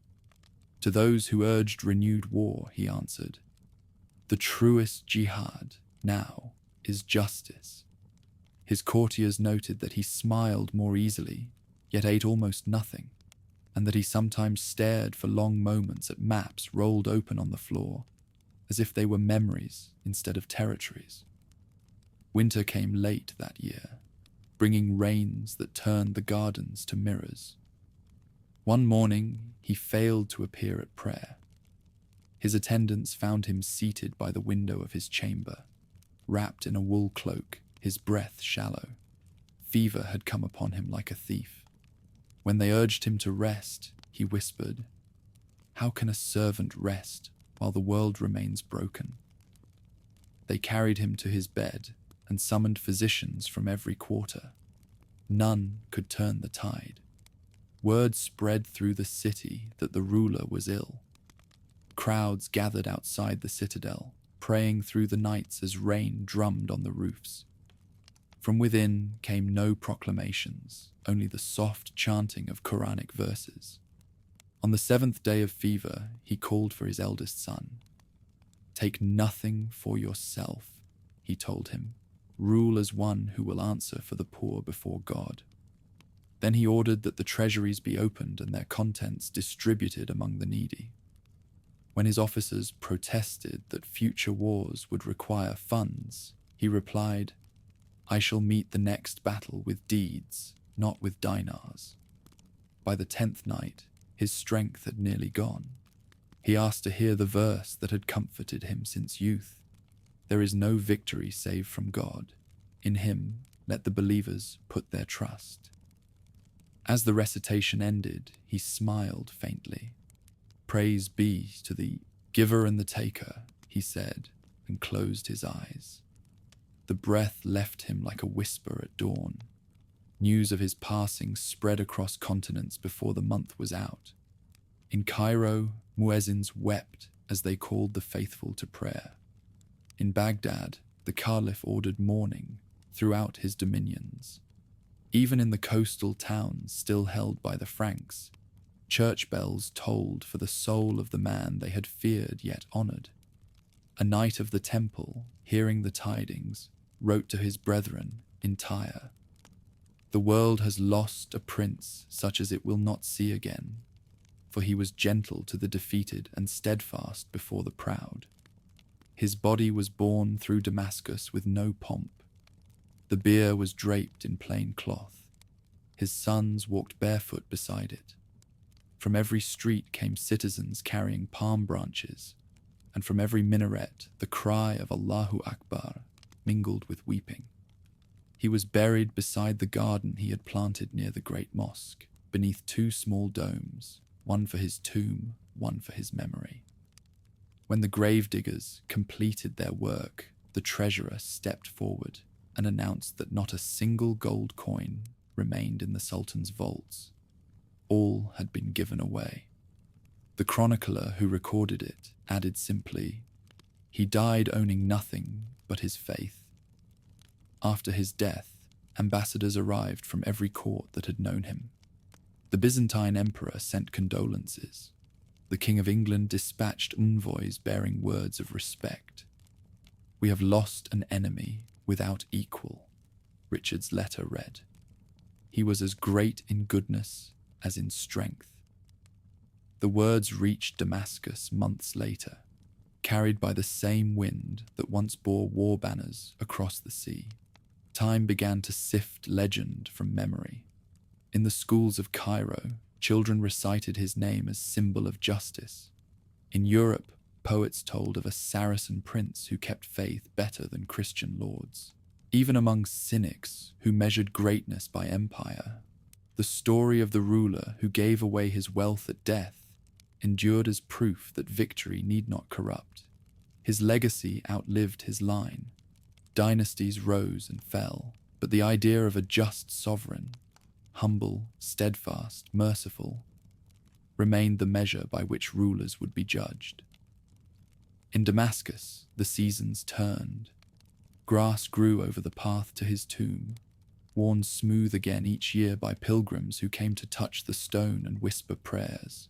Some asked for miracles, others simply thanked him for reminding the world that power could be kind. The caretakers kept his sword hanging above the doorway, its blade unpolished, its edge still keen. One evening, decades later, an old soldier who had fought at Hattin stood before the grave. "You taught us to fight without hatred," he said softly, "and because of that, we remembered who we were." He placed a single olive branch upon the marble and turned away, leaving the garden quiet except for the wind moving through its cypresses. Centuries would pass. Empires would rise and fade, yet the chronicles would always end the same way. that in an age of cruelty, one man had made mercy a weapon, that in a world of crowns, he died owning none, that the crescent and the cross had met, and for a moment, both had understood. When the ruler of Damascus was laid to rest beneath the plane trees, his empire began to loosen like a cloak at dusk. His brothers and sons gathered beneath the same green banner, promising loyalty, and by dawn, each was deciding where his share would lie. Egypt, Damascus, Aleppo. Every province sought a separate master. The armies that had once stood together before Jerusalem now faced one another across frontiers drawn by inheritance. In Cairo, Al-Afdal, the eldest son, inherited the Nile kingdom. His kindness outweighed his resolve, and courtiers soon steered him with flattery. In Damascus, Al-Aziz, younger and sharper, relied on soldiers hardened by his father's wars. Between them moved their uncle Al-Adil, calm, calculating, and quietly ambitious. The same man who had tempered his brother's passions in life, and now meant to steady the realm through shrewder means. Suspicion travelled faster than couriers. Messages of affection concealed warnings, and caravans bearing tribute turned back from guarded bridges. The truce his father had left with the coastal Franks still held, but bonfires burned again along the frontier. The barons of Acre and Tyre watched division spread through the Muslim world and spoke of providence. Pilgrims returned to Jerusalem, finding order without awe. The unity that had once stunned Christendom had become memory. In 1198, Al-Afdal led an army north to reassert his primacy. Near Gaza, his host met that of Damascus. For 2 days, brothers fought beneath the same crescent, veterans recognizing friends in their enemies' ranks. At dusk, on the third day, Cairo's lines broke and the Syrian banners advanced. The soldiers said the old Sultan would have grieved to see his emblem stained by kinship's blood. Yet from the wreckage came a brief calm. Al-Adil assumed guardianship of both lands, presenting himself as protector of the dynasty's children. Under his rule, the Ayyubid realm found balance. Markets reopened, scholars travelled safely, and merchants again crossed from the Nile to the Euphrates. Diplomacy replaced conquest. Treaties were signed with the Latin ports. Tributes exchanged with the Caliph in Baghdad. The chroniclers called him the Just, for he preserved by prudence what his brother had gained through devotion. Still, such equilibrium relied upon one man's patience, and patience seldom outlives its keeper. When Al-Adil died in 1218, the fragile harmony fractured. His heirs divided the provinces like treasure, and from the west, a new crusade approached. European knights landed at Damietta, believing that Egypt's capture would open the road to Jerusalem. Their siege engines shook the delta for months, yet victory betrayed them. Floods rose, the river changed course, and hunger followed. When the young prince of Cairo offered peace, the invaders refused and were surrounded by the waters they had hoped to master. The chroniclers noted that the Nile itself had avenged its lord. Years later, diplomacy achieved what warfare had not. Frederick II of Germany came to Acre without an army, armed only with negotiation. Al-Kamil, nephew of the great Sultan, received him courteously, and after days of discussion, they concluded a treaty that restored Jerusalem to Christian custody while preserving Muslim rights within its walls. No swords were drawn, no blood spilled. The city changed allegiance through parchment rather than fire, and the scribes who recorded the event remarked that the founders' spirit seemed to guide their pens. For a generation, peace lingered through habit more than conviction. The Ayyubid princes ruled separate cities, each defending its own market and mosque. The discipline that had once bound them softened into comfort. Mercenaries replaced believers. Wealth dulled vigilance. In Cairo, a new power grew beneath the surface. The Mamluks, slave soldiers brought from distant steppes, trained from youth in obedience and war. They served their masters faithfully and measured their own strength in silence. By mid-century, the inheritance changed hands once more. During the crusade of the French king, Louis IX, Egypt's ruler fell, and his widow turned to her household guards. The Mamluks seized command, crushed the invaders, and proclaimed one of their own as sovereign. Thus ended the line of the lion, replaced by men who ruled through the discipline he had taught. They rebuilt fortresses on his foundations, prayed in his mosques, and carried forward his code of austerity. His bloodline vanished, but his order survived in the habits of those who had once obeyed him. The world around them shifted again. The Crusader principalities dwindled to a handful of ports. The Mongols swept across Mesopotamia and stopped only when Mamluk horsemen met them on the fields of Ain Jalut.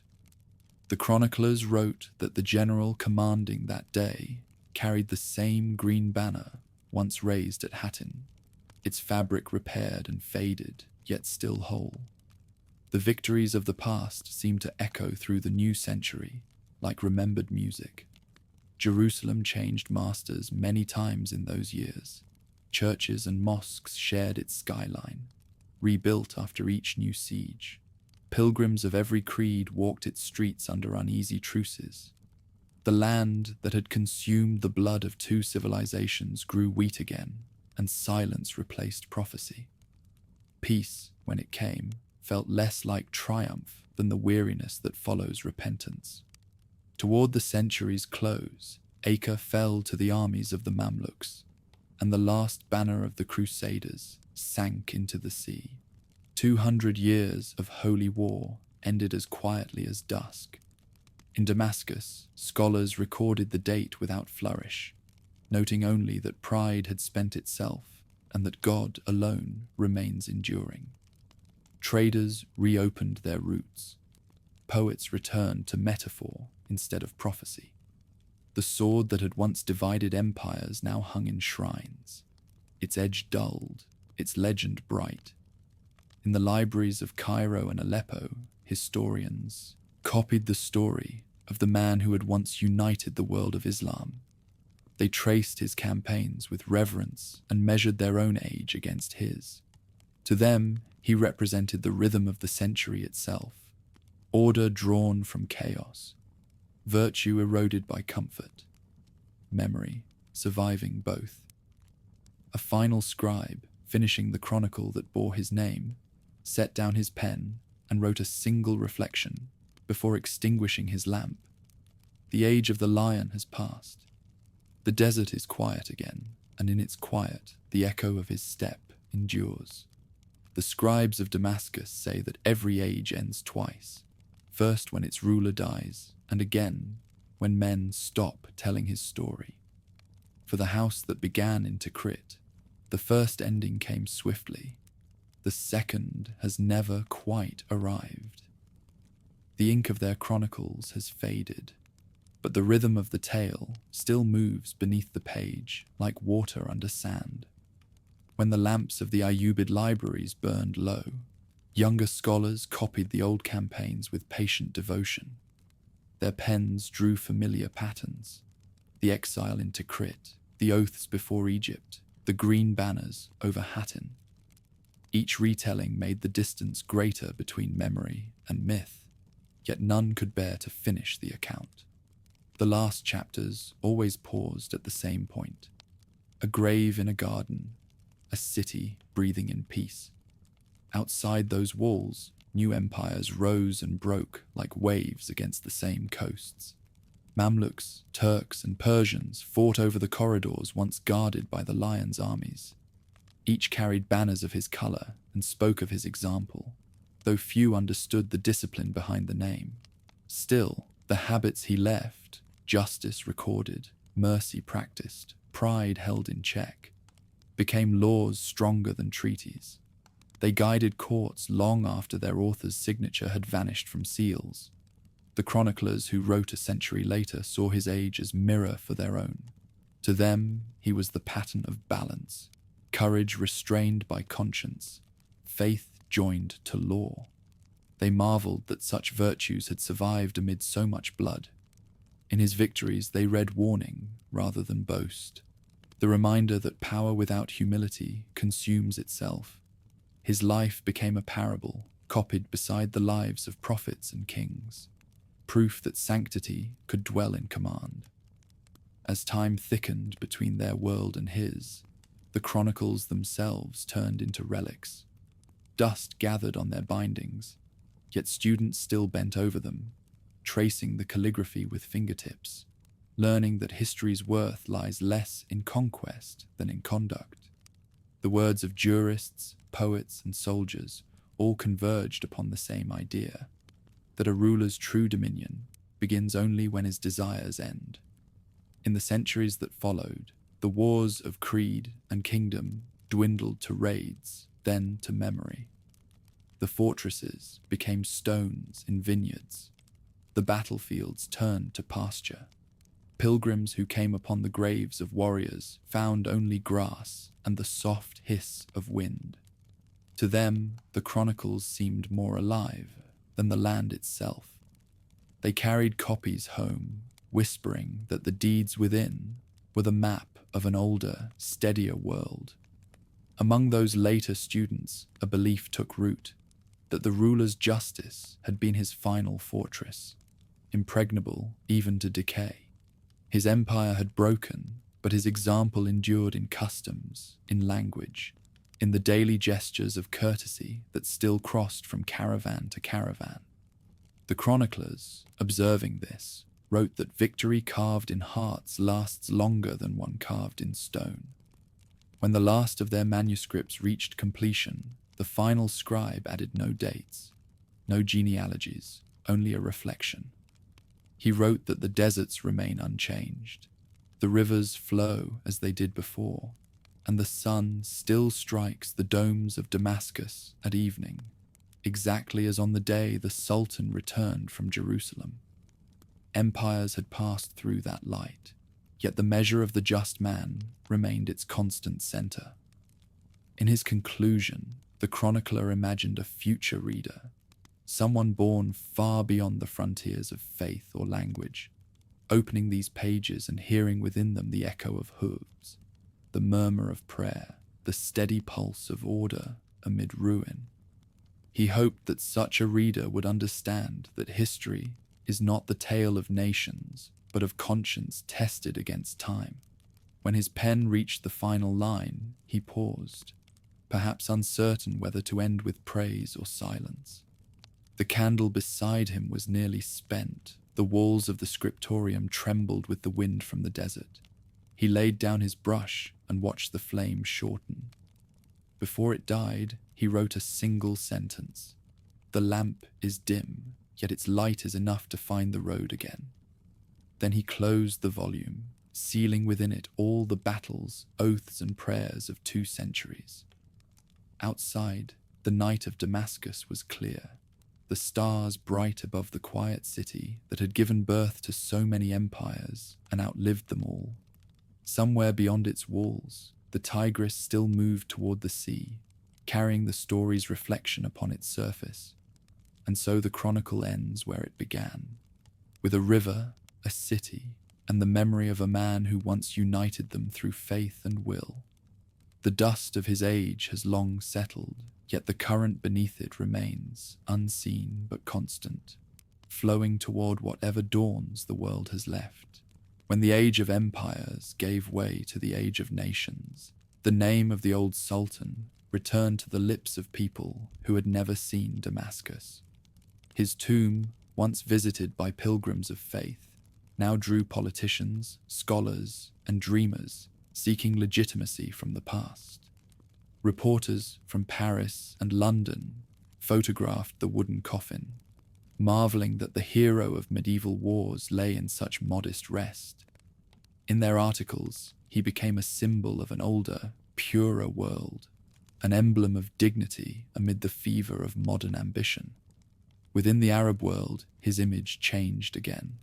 Poets of the 19th century, writing under foreign occupation, called him the sleeping guardian. His victory at Hattin became prophecy rather than history. One day, they wrote, a new commander would rise to restore unity where borders had been drawn by strangers. Students copied those verses into notebooks, and the man who had once united Egypt and Syria began to stand for the union of all Arabs. In Damascus, the caretaker of his shrine noticed that visitors now arrived carrying flags instead of prayer beads. They whispered not about paradise, but about independence. He fought for faith, one of them said, and we fight for freedom. The words pleased him. The connection felt natural. Yet the old caretaker wondered what the Sultan would think of men who spoke louder of victory than of mercy. Across the Mediterranean, scholars in Europe rediscovered his campaigns through new editions of medieval chronicles. The Enlightenment had already admired him as proof that virtue was not the monopoly of a single creed. Now the Victorians remade him into a mirror for their own ideals of gentlemanly warfare. Historians praised his restraint. Novelists embroidered his courtesy until legend hardened into morality tale. The distance of centuries turned his contradictions into perfection. Even schoolbooks in England presented him beside Richard as twin paragons, rivals who embodied civilization's higher code. During the colonial century, the irony deepened. Western officers who occupied the lands he had once ruled studied his tactics, quoted his maxims, and laid wreaths at his tomb while governing the heirs of his empire. Local papers reported such gestures with a mix of pride and suspicion. They honor our ancestor, one writer observed, because he reminds them of themselves. For the conquered, his name offered solace. For the conquerors, it provided an alibi of respect. When the Ottoman Empire collapsed after the Great War, the Middle East fragmented into mandates and protectorates. Among the ruins, his legend survived like an ember. Arab reformers in Cairo, Beirut, and Baghdad invoked him as example of moral leadership amid political chaos. To them, he was not a relic, but a template. A ruler who had united faith with law, compassion with power. Street demonstrations carried banners painted with his likeness. In classrooms, teachers asked their pupils what made him great, and their answers filled blackboards from Aleppo to Alexandria. As independence movements gathered strength, the rhetoric sharpened. Politicians spoke of a second Saladin, who would drive out foreign armies. Some borrowed his name for regiments, newspapers, even currencies.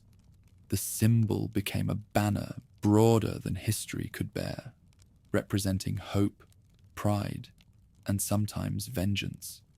Yet through the noise of speeches, a quieter tradition persisted, historians and clerics reminding listeners that his greatness had rested on restraint, that the sword in his hand had always pointed first toward discipline. The Second World War brought armies back to the lands of the Crusades. Tanks rolled where once had marched mailed knights, and bombers cast shadows over Acre and Jerusalem. In those years, his legend crossed yet another threshold. Allied propaganda in the Middle East invoked him as prototype of resistance against tyranny, while Axis broadcasts claimed his mantle for their own. Each side quoted him. Neither resembled him. After the war, independence came at last to most Arab lands, and the newly freed states sought heroes older than colonialism.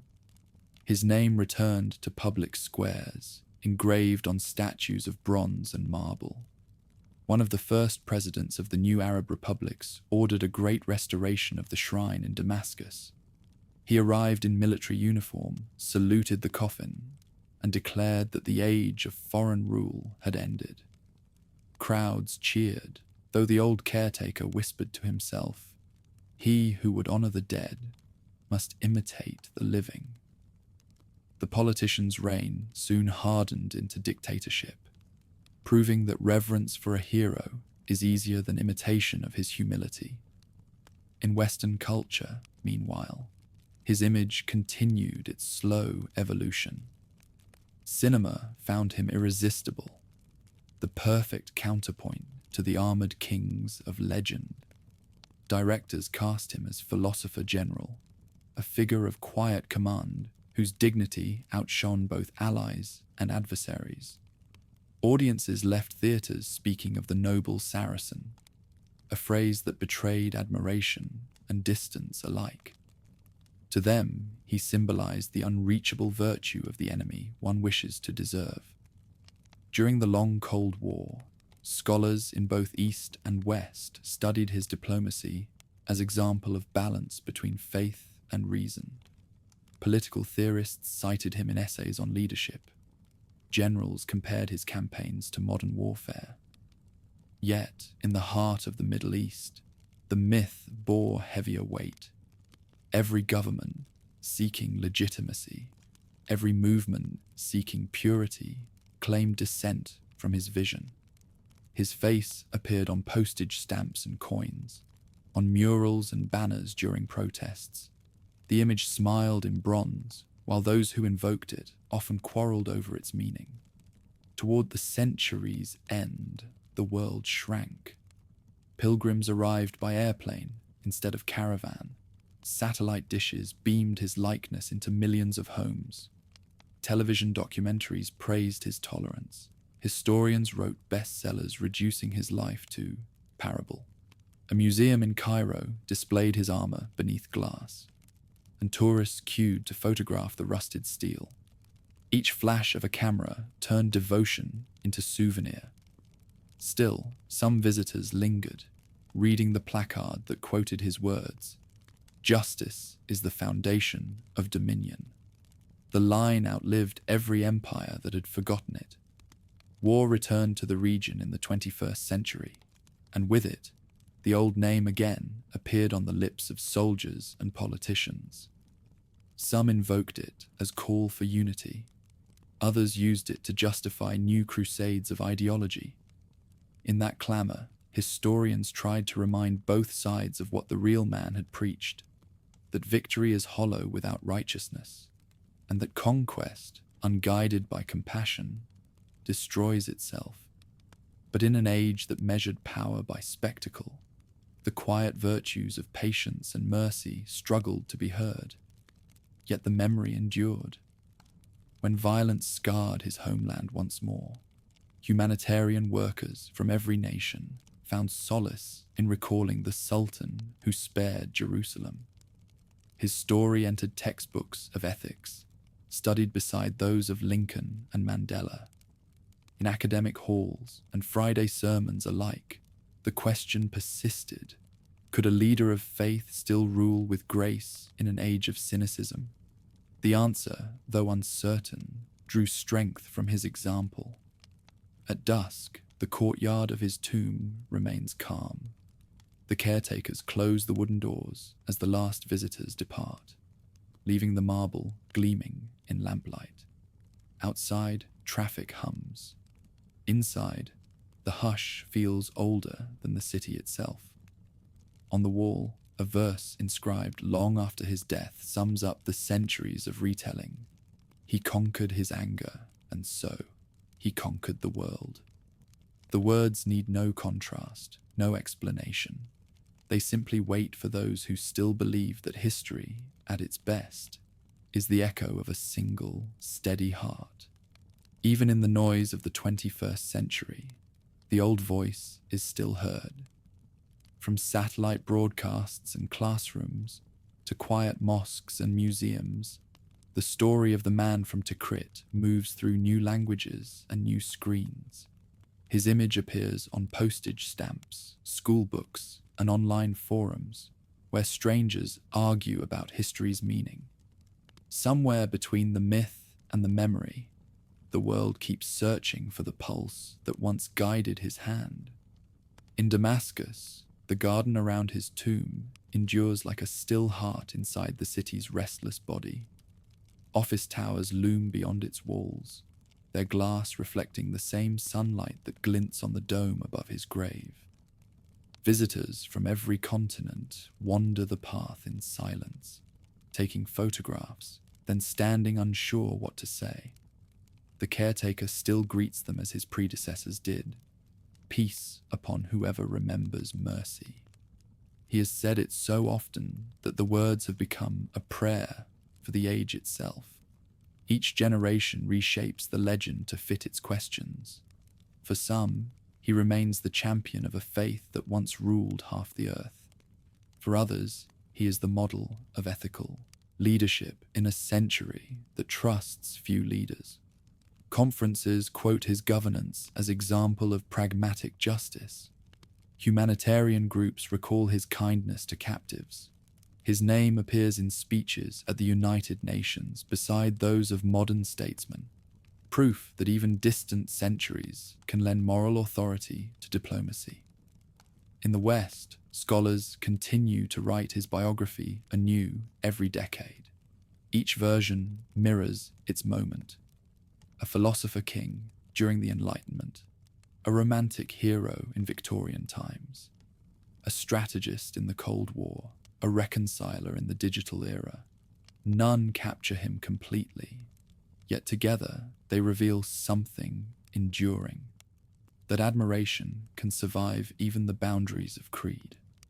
When school children in Europe study the Crusades, their textbooks often end with his example, as reminder that warfare need not erase humanity. Across the Middle East, his figure has taken on the gravity of shared memory. Cities name avenues and universities for him. Soldiers invoke him in oaths. Teachers cite his patience when speaking of integrity. Politicians borrow his words more freely than his restraint. Still, among ordinary people, his story carries a quieter message.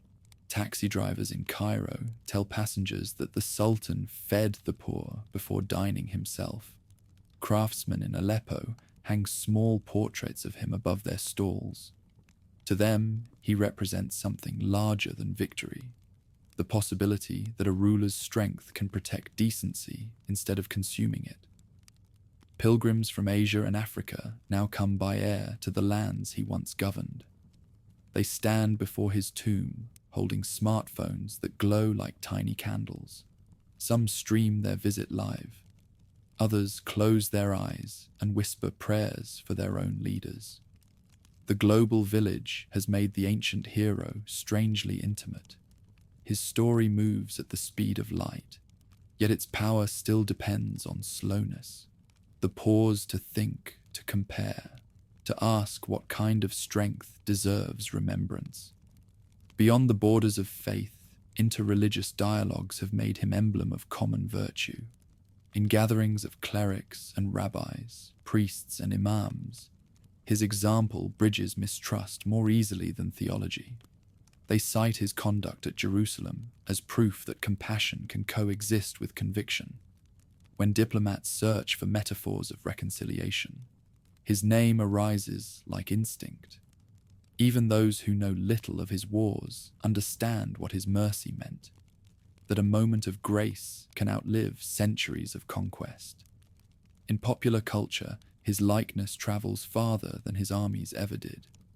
Novels, television dramas, and digital games reimagine him for audiences who may never have heard the call to prayer. Sometimes he appears as mentor, sometimes as adversary, always as a figure whose dignity unsettles caricature. The creators of these stories confess that they are drawn to the idea of a warrior who doubted glory, a victor who could forgive. Even fiction, when it touches his name, tends to grow more serious. Academics have tried to explain the persistence of the legend. They speak of political need, cultural nostalgia, or the universal longing for justice. Yet the simplest reason may be the truest. He remains believable. Unlike mythical saints or conquerors gilded beyond recognition, his humanity never disappeared from the record. Letters survive in which he complained of fatigue, accounts that describe his laughter, witnesses who recalled the warmth of his voice. To a century drowning in spectacle, such authenticity feels revolutionary. In recent years, new conflicts have returned his name to headlines. Militias, governments, and activists all claim his legacy, quoting lines half-remembered from chronicles. Some imagine themselves his heirs while ignoring his restraint. Others use him to argue for dialogue between civilizations. His image, endlessly multiplied, risks becoming slogan rather than guide. Yet through distortion, a thread of truth persists. The recognition that moral authority cannot be seized by power alone. Scholars in Damascus, Jerusalem, and Oxford now collaborate on digital archives preserving every surviving document from his reign. Their work joins satellites and manuscripts, Arabic calligraphy and Western scholarship, in the same purpose: to keep memory from shrinking into myth. One curator described the project as a second unification, not of armies, but of understanding. Through such efforts, the conversation he began 8 centuries ago continues across languages and screens. Meanwhile, tourists walk the streets he once rode, unaware that each turn of a corner retraces an old campaign. In Jerusalem, guides tell them of his entry through the Jaffa Gate, of his refusal to exact revenge, of the ransom he paid from his own purse for captives too poor to buy freedom. The story softens even skeptical listeners. He was victor, a guide explains, and yet he spared. Those two facts, simple and undeniable, remain his testament. At the University of Damascus, young historians study his correspondence to learn how a statesman balances faith and necessity. Economists analyze his tax reforms. Military officers examine his logistics. None find perfection, yet each discovers coherence, the sense that decisions grew from principle rather than pride. In an age of fractured loyalties, that consistency feels almost miraculous. Every generation builds its monuments of stone and glass, but memory survives only where example feeds it. The man whose empire dissolved within a decade of his death still commands reverence because he ruled himself. Power decays, discipline endures. That truth, learned painfully by those who invoke him, keeps the story alive. As twilight settles over Damascus, the call to prayer rises once again from the minarets. The sound mingles with the hum of traffic, the chatter of markets, the rhythm of a city older than history's patience. Through an open window of the shrine, lamplight spills across the marble slab that bears his name. The caretaker extinguishes the last candle and whispers the evening verse. Every soul shall taste death. The righteous will find life within remembrance.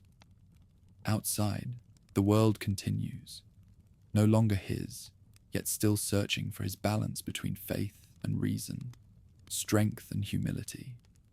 The crescent and the cross still stand on distant horizons, and between them stretches the long shadow of one man's conscience.